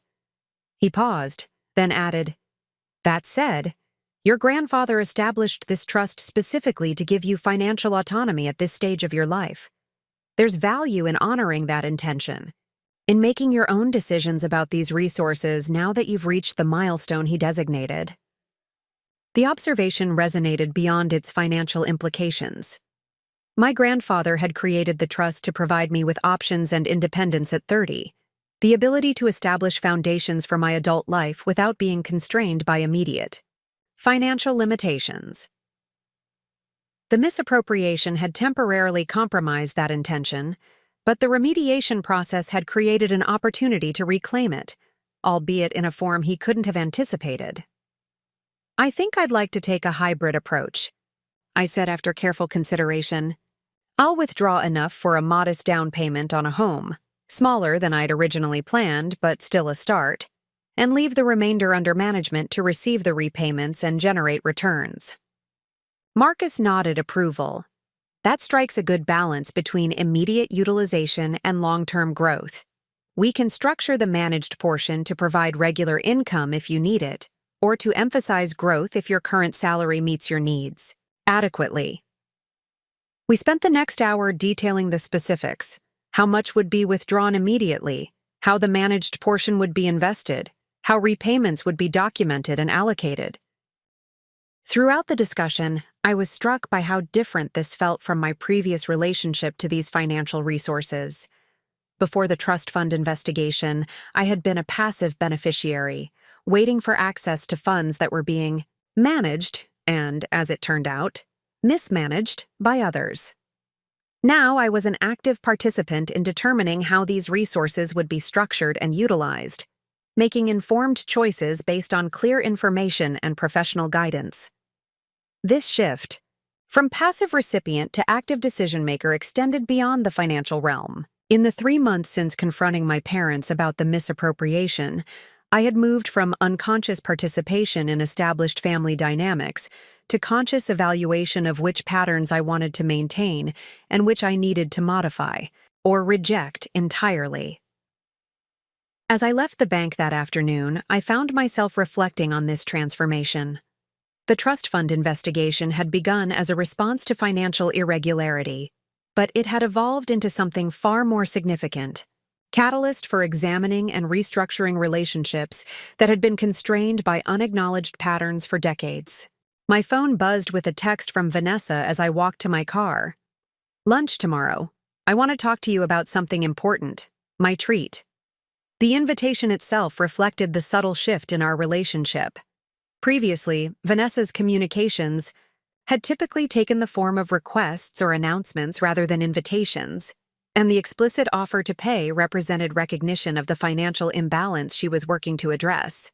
I confirmed the time and place, curious about what she considered important enough to warrant a specific discussion. We had maintained regular contact over the preceding months, but our interactions had been characterized by careful rebuilding of trust rather than deep personal sharing.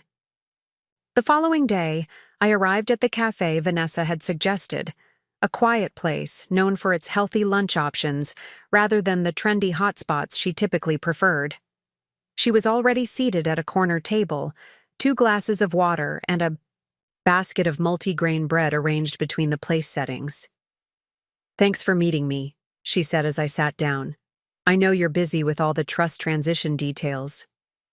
The acknowledgement of my priorities, simple but significant in its recognition that my time and attention were valuable, was another small indicator of shifting patterns.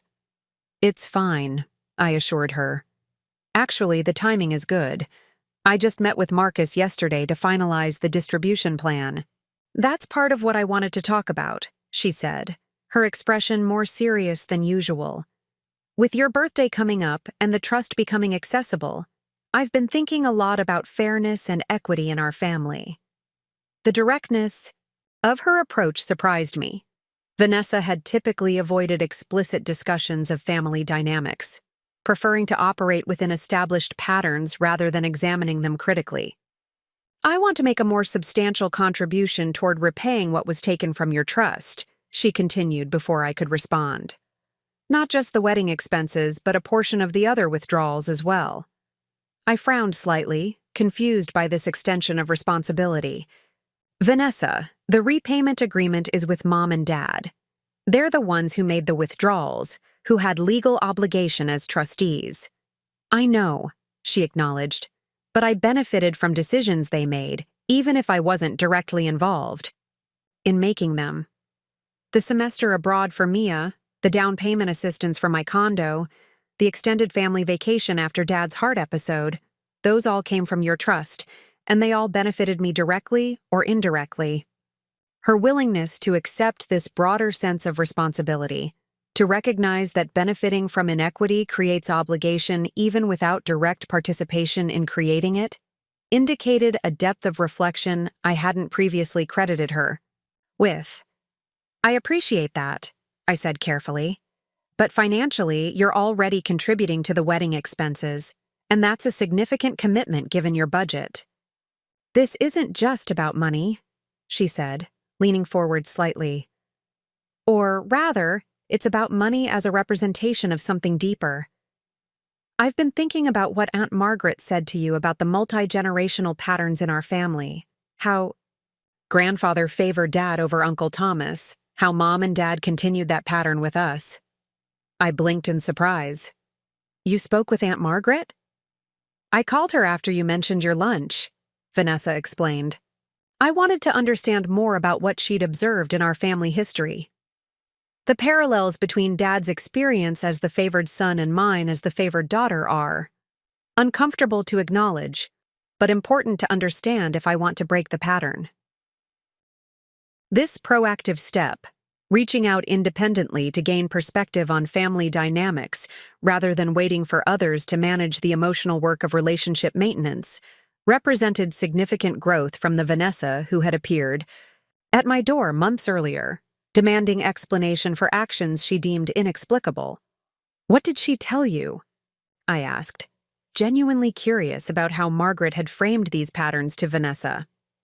"She was brutally honest," Vanessa said with a rueful smile. "Told me she had watched me grow up receiving the same preferential treatment Dad had received from grandfather, and that I had demonstrated the same obliviousness to it that he had. Said she wasn't surprised I hadn't questioned where the money for my wedding or Mia's semester abroad was coming from, because I had been raised to expect my needs and wants would always be met regardless of constraints that might apply to others. The assessment was direct to the point of harshness, but also fundamentally accurate.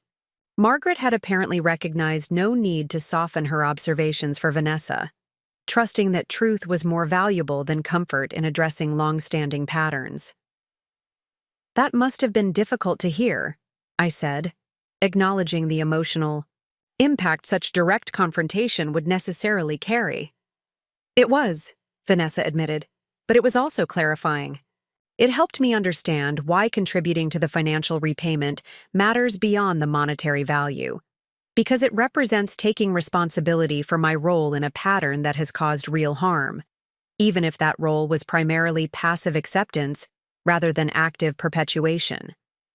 This framing, that addressing financial inequity was part of addressing broader relational patterns, demonstrated an understanding of how material resources and emotional dynamics are interconnected, how the flow of money often reflects and reinforces the flow of care, attention, and priority within family systems. "Thank you," I said simply, "for being willing to see these patterns and to take active steps to address them. That means more than the financial contribution itself." Vanessa nodded, her expression thoughtful. "I've been thinking about Mia too, about what messages she's absorbing from how our family operates. I don't want her growing up with the same sense of entitlement I developed, the expectation that her needs will always take precedence regardless of impact on others. This extension of awareness to the next generation, recognition that patterns established now would shape not just our relationship, but her daughter's understanding of family dynamics, suggested a depth of reflection that transcended immediate concerns about the trust fund or even our current relationship. "What are you thinking in terms of contribution?" I asked, returning to the practical aspects of her proposal.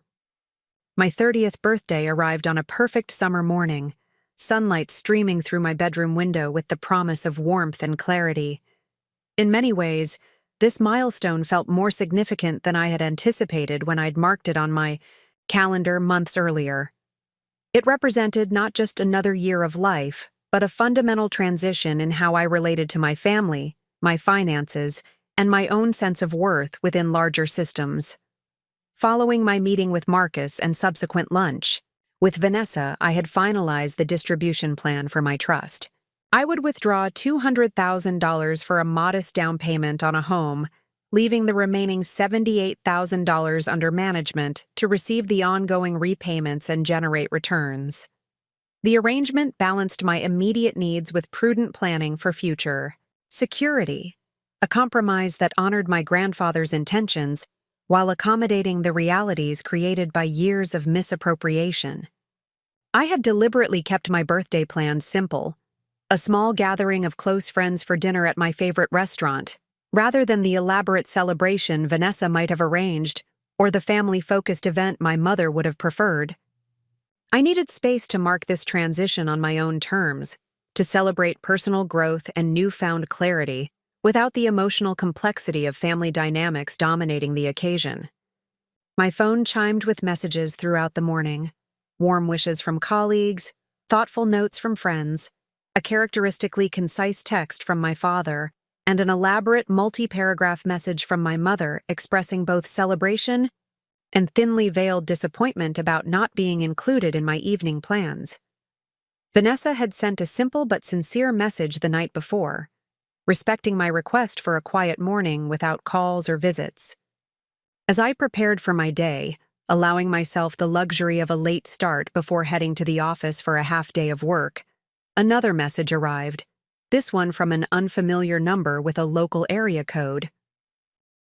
"Alexandra, this is Thomas Reynolds, your father's brother. I'm in town unexpectedly and would very much like to meet with you today if possible. I have something that belongs to you. Please call when convenient." I stared at the message with mingled curiosity and caution. Uncle Thomas had been a peripheral figure in my life, present at major family events, but seldom actively involved in our regular interactions. He lived on the West Coast, managing investments and teaching economics at a small liberal arts college, and his visits east were infrequent and typically brief. I had always sensed a certain tension between him and my father, though as a child, I had attributed it to their different personalities and life choices rather than to any specific conflict. After Great-Aunt Margaret's revelations about the multi-generational patterns in our family, my grandfather's favoritism toward my father over Thomas, mirroring the preferential treatment Vanessa had received over me, my uncle's distance took on new significance. Had he, like me, eventually established boundaries to protect himself from dynamics that consistently disadvantaged him? Had he, too, reached a point where limitation rather than expansion of family engagement seemed the healthiest choice? Intrigued by both the unexpected contact and the mysterious reference to something that belonged to me, I called the number. Thomas answered immediately, his voice familiar despite the infrequency of our interactions. "Alexandra, thank you for calling back so quickly, and happy birthday." "Thank you, Uncle Thomas. Your message mentioned you're in town?" "Yes, just for the day. I'm here for a conference at the university, flying back to Portland tomorrow morning. I was hoping we might meet for coffee this afternoon, perhaps around 3 at the West Side Cafe." The location he suggested was near my office, a quiet, independently owned coffee shop known for its comfortable atmosphere and privacy. I agreed to the meeting, curiosity overcoming any residual caution about engaging with family on my birthday. When I arrived at the cafe shortly before 3, Thomas was already seated at a corner table, a slim leather portfolio and 2 small gift bags arranged before him. At 62, he remained fit and vigorous, his silver hair and beard neatly trimmed, his attire casually professional in a way that bridged his academic and investment careers. "Alexandra," he said warmly, standing to greet me with a brief embrace. "Thank you for making time on your birthday. You look well. There's a clarity about you that suits you." The observation was perceptive and slightly unexpected. Thomas and I had never had the kind of relationship where personal observations were commonly exchanged, our interactions typically limited to polite inquiries about work and general well-being during family gatherings. "Thank you," I replied, settling into the chair across from him. "It's been an eventful few months, with some significant realizations and changes." "So I've heard," he said, his expression thoughtful rather than judgmental. "Margaret called me after your lunch together. She thought I might have perspective to offer given certain parallels in our family history." I nodded, unsurprised that Margaret had reached out to him. Her commitment to addressing long-standing family patterns seemed to extend beyond her conversations with me and Vanessa, to include the previous generation as well. "She mentioned that grandfather favored Dad over you," I acknowledged directly, seeing no benefit in pretending ignorance of dynamics that had clearly shaped our family for decades, similar to how my parents prioritized Vanessa over me. Thomas's eyebrows rose slightly at my directness, but his expression suggested appreciation rather than discomfort. "Yes, that's an accurate assessment. Edward, your grandfather, was not malicious or deliberately cruel, but he did demonstrate consistent preferential treatment toward Richard throughout our lives. Financial support, attention to achievements, benefit of the doubt during challenges, all flowed more readily to my brother than to me." The parallels to my own experience were striking despite the generational gap and different family positions. Different specific instances, different historical contexts, but the same fundamental pattern of unequal distribution of resources and regard. "Did you ever confront him about it?" I asked, curious about how he had navigated dynamics so similar to those I was currently addressing. "Once in my early 30s, he said with a slight smile. "About your age now, actually. After years of watching the pattern play out without acknowledgement, I finally reached a point where I needed to name it directly. The response was not particularly satisfying." "In what way?" Edward acknowledged the difference in treatment, but justified it as appropriate response to our different personalities and needs. Richard was more sensitive, required more guidance, benefited from more active support. I was more independent, better suited to finding my own path, more resilient in the face of challenge. The explanation was so eerily similar to how my parents had justified their prioritization of Vanessa's needs over mine that it sent a chill through me despite the cafe's warmth. The same framing, different children requiring different supports, rather than preferential treatment reflecting unconscious favoritism, had apparently served as justification across generations. "That sounds familiar," I said simply.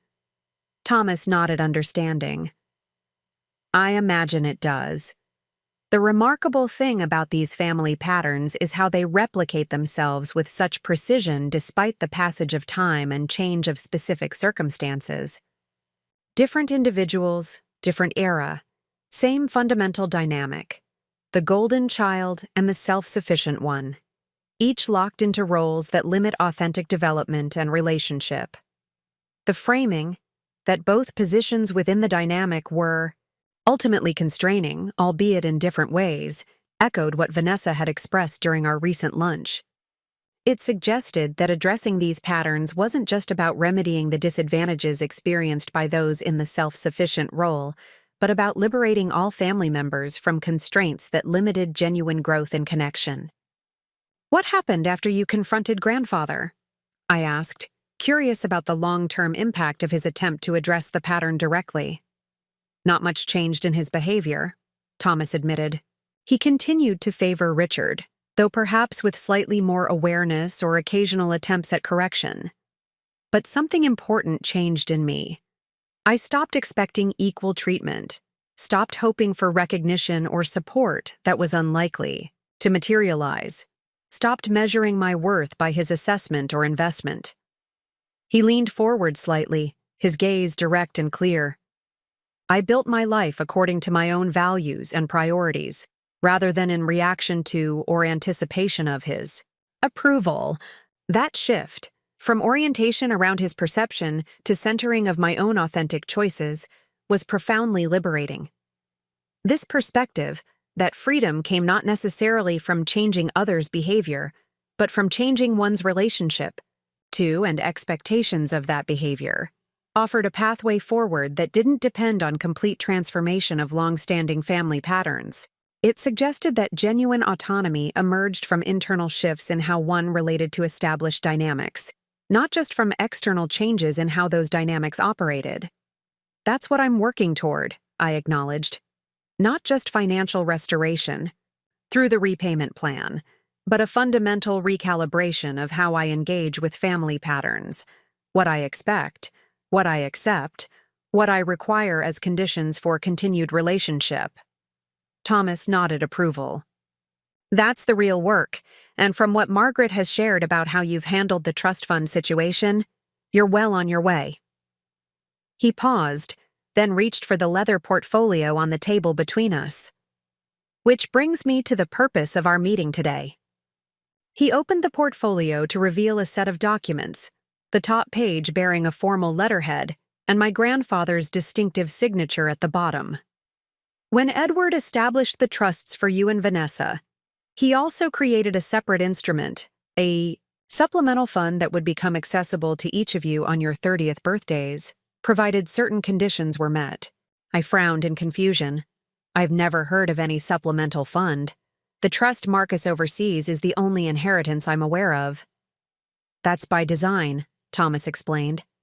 "Edward designated me as administrator of this supplemental arrangement, precisely because he wanted it managed separately from the primary trusts, with different parameters and oversight." He turned the document toward me, allowing me to read the formal legal language that established this previously unknown financial instrument. The structure was similar to my primary trust, but with key differences.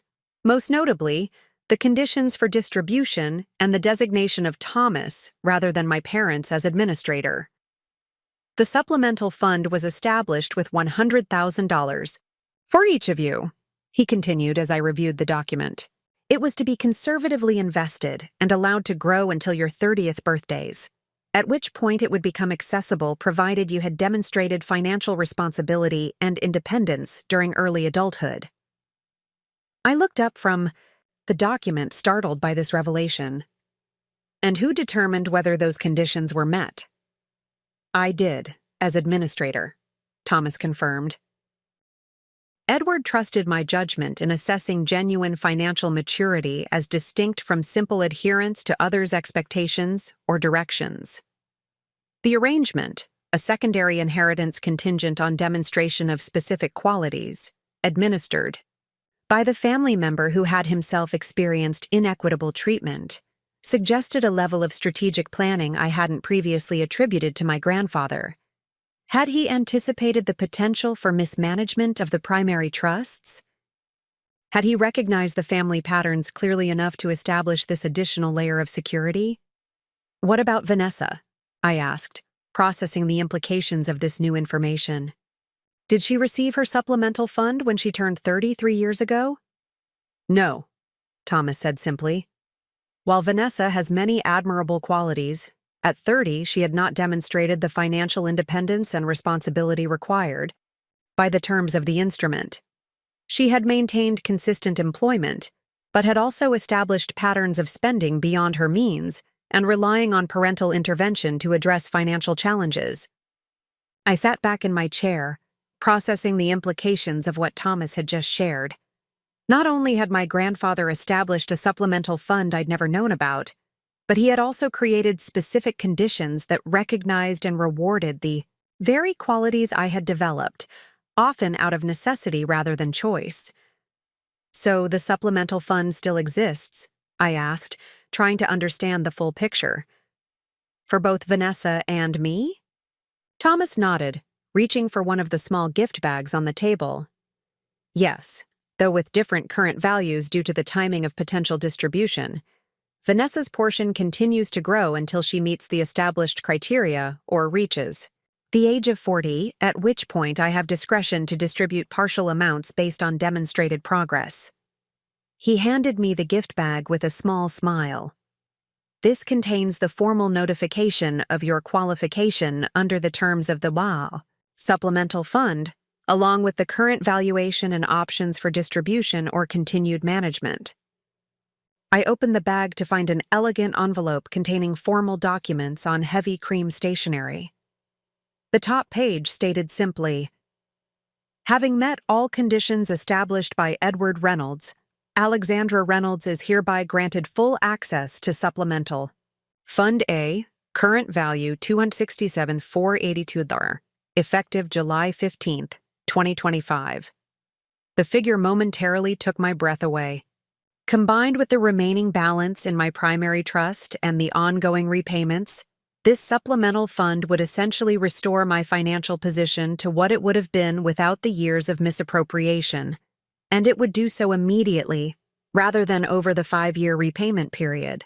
I don't know what to say, I admitted, looking up from the document. This is entirely unexpected. Edward was a complex man, Thomas said, his expression thoughtful. Capable of perpetuating harmful patterns in his relationships with his own children while simultaneously attempting to establish safeguards for his grandchildren. I've often wondered if he recognized the dynamics he created between Richard and me more clearly in retrospect than he could in the moment. If establishing this supplemental arrangement was his attempt to ensure those patterns wouldn't disadvantage you in the same way they did me. The possibility that my grandfather had possessed this level of self-awareness, that he had recognized the potential for the same damaging patterns to continue into the next generation, and had taken concrete steps to mitigate their impact, added a new dimension to my understanding of our family history. It suggested that recognition of problematic dynamics didn't necessarily translate to immediate correction of one's own behavior, but could still inform efforts to protect future generations from their consequences. The timing of this is remarkable, I observed. Just as I've been working to address the misappropriation from my primary trust, this supplemental fund becomes available and essentially resolves the financial impact of that mismanagement. Thomas smiled slightly. The timing is not entirely coincidental. While I've been aware of your qualification for some time, Margaret's recent communications about the situation with your primary trust accelerated my decision to meet with you directly.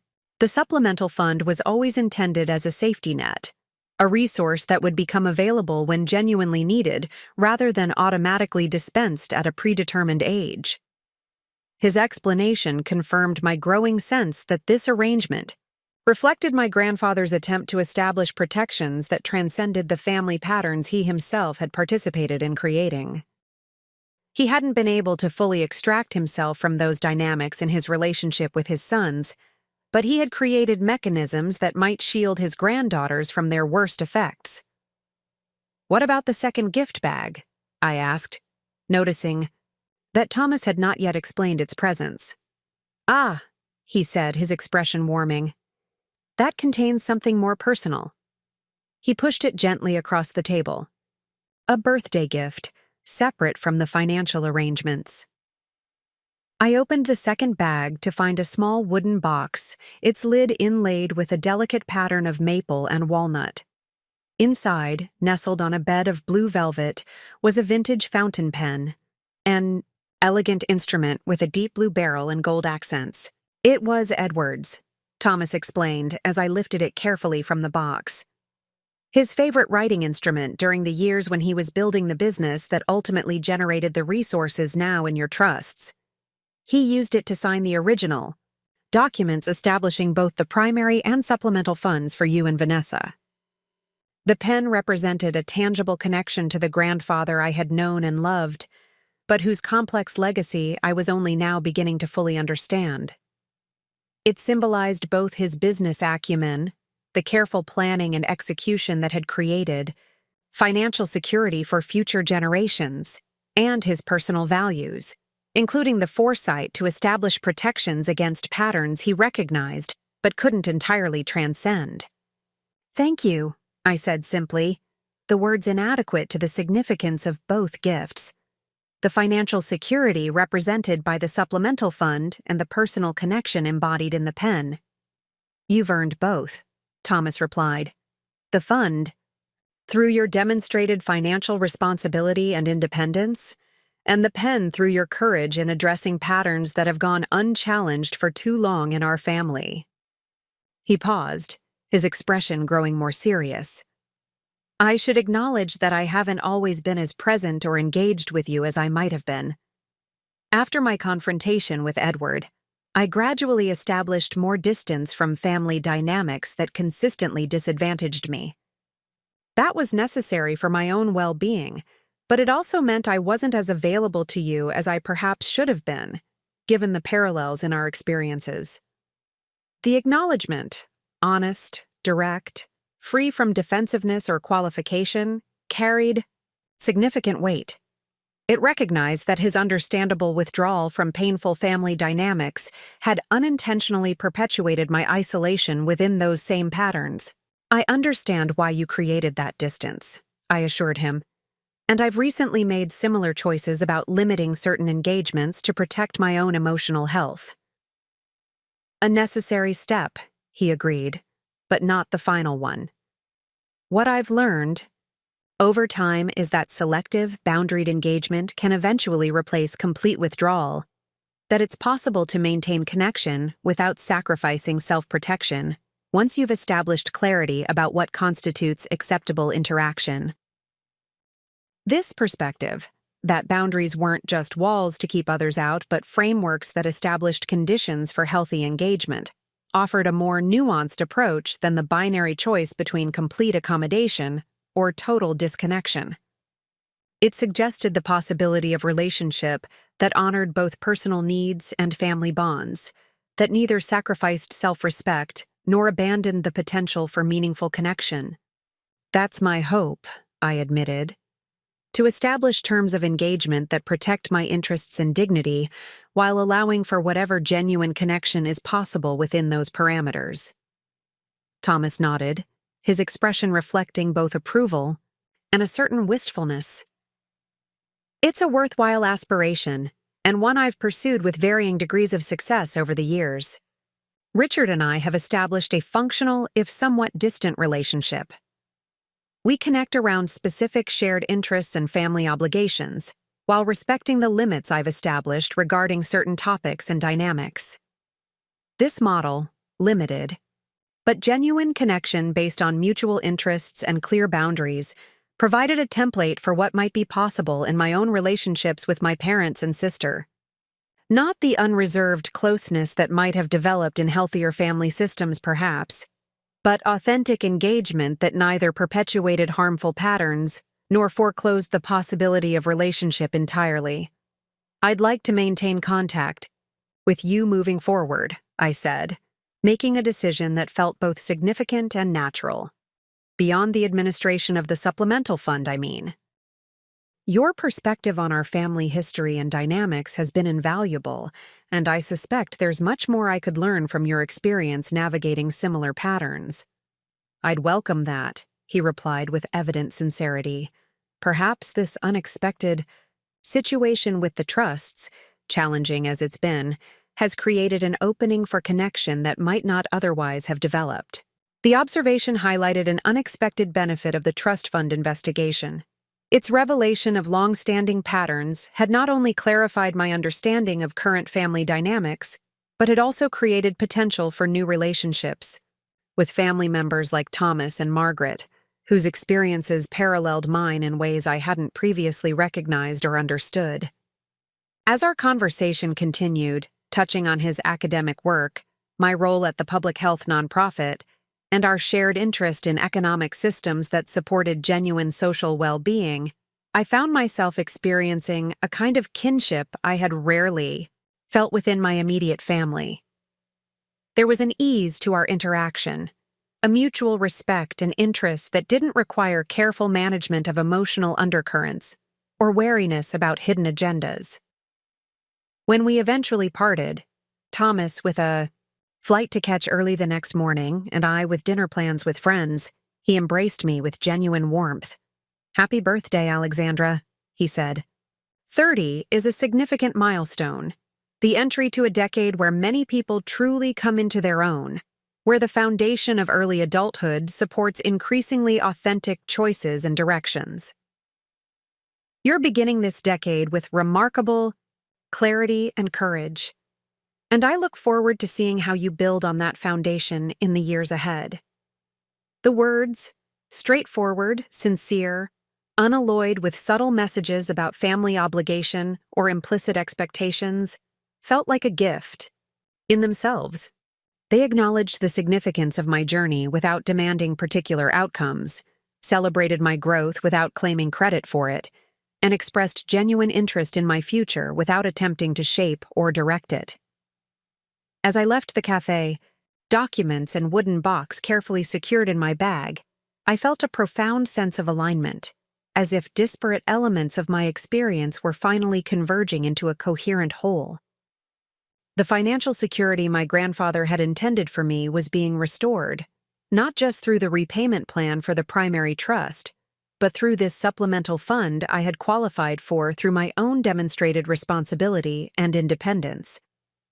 The family patterns that had shaped my development were being acknowledged and addressed, not just within my immediate family, but across generational lines through connections with Thomas and Margaret. Most significantly, I was moving from a position of reaction to established dynamics toward one of conscious creation of the relationships and boundaries that would shape my adult life. This transition, from responding to patterns others had established to defining terms of engagement based on my own values and needs, represented the most meaningful gift I could have received on this milestone birthday. Up next, you've got 2 more standout stories right on your screen. If this one hit the mark, you won't want to pass these up. Just click and check them out, and don't forget to subscribe and turn on the notification bell so you don't miss any upload from us.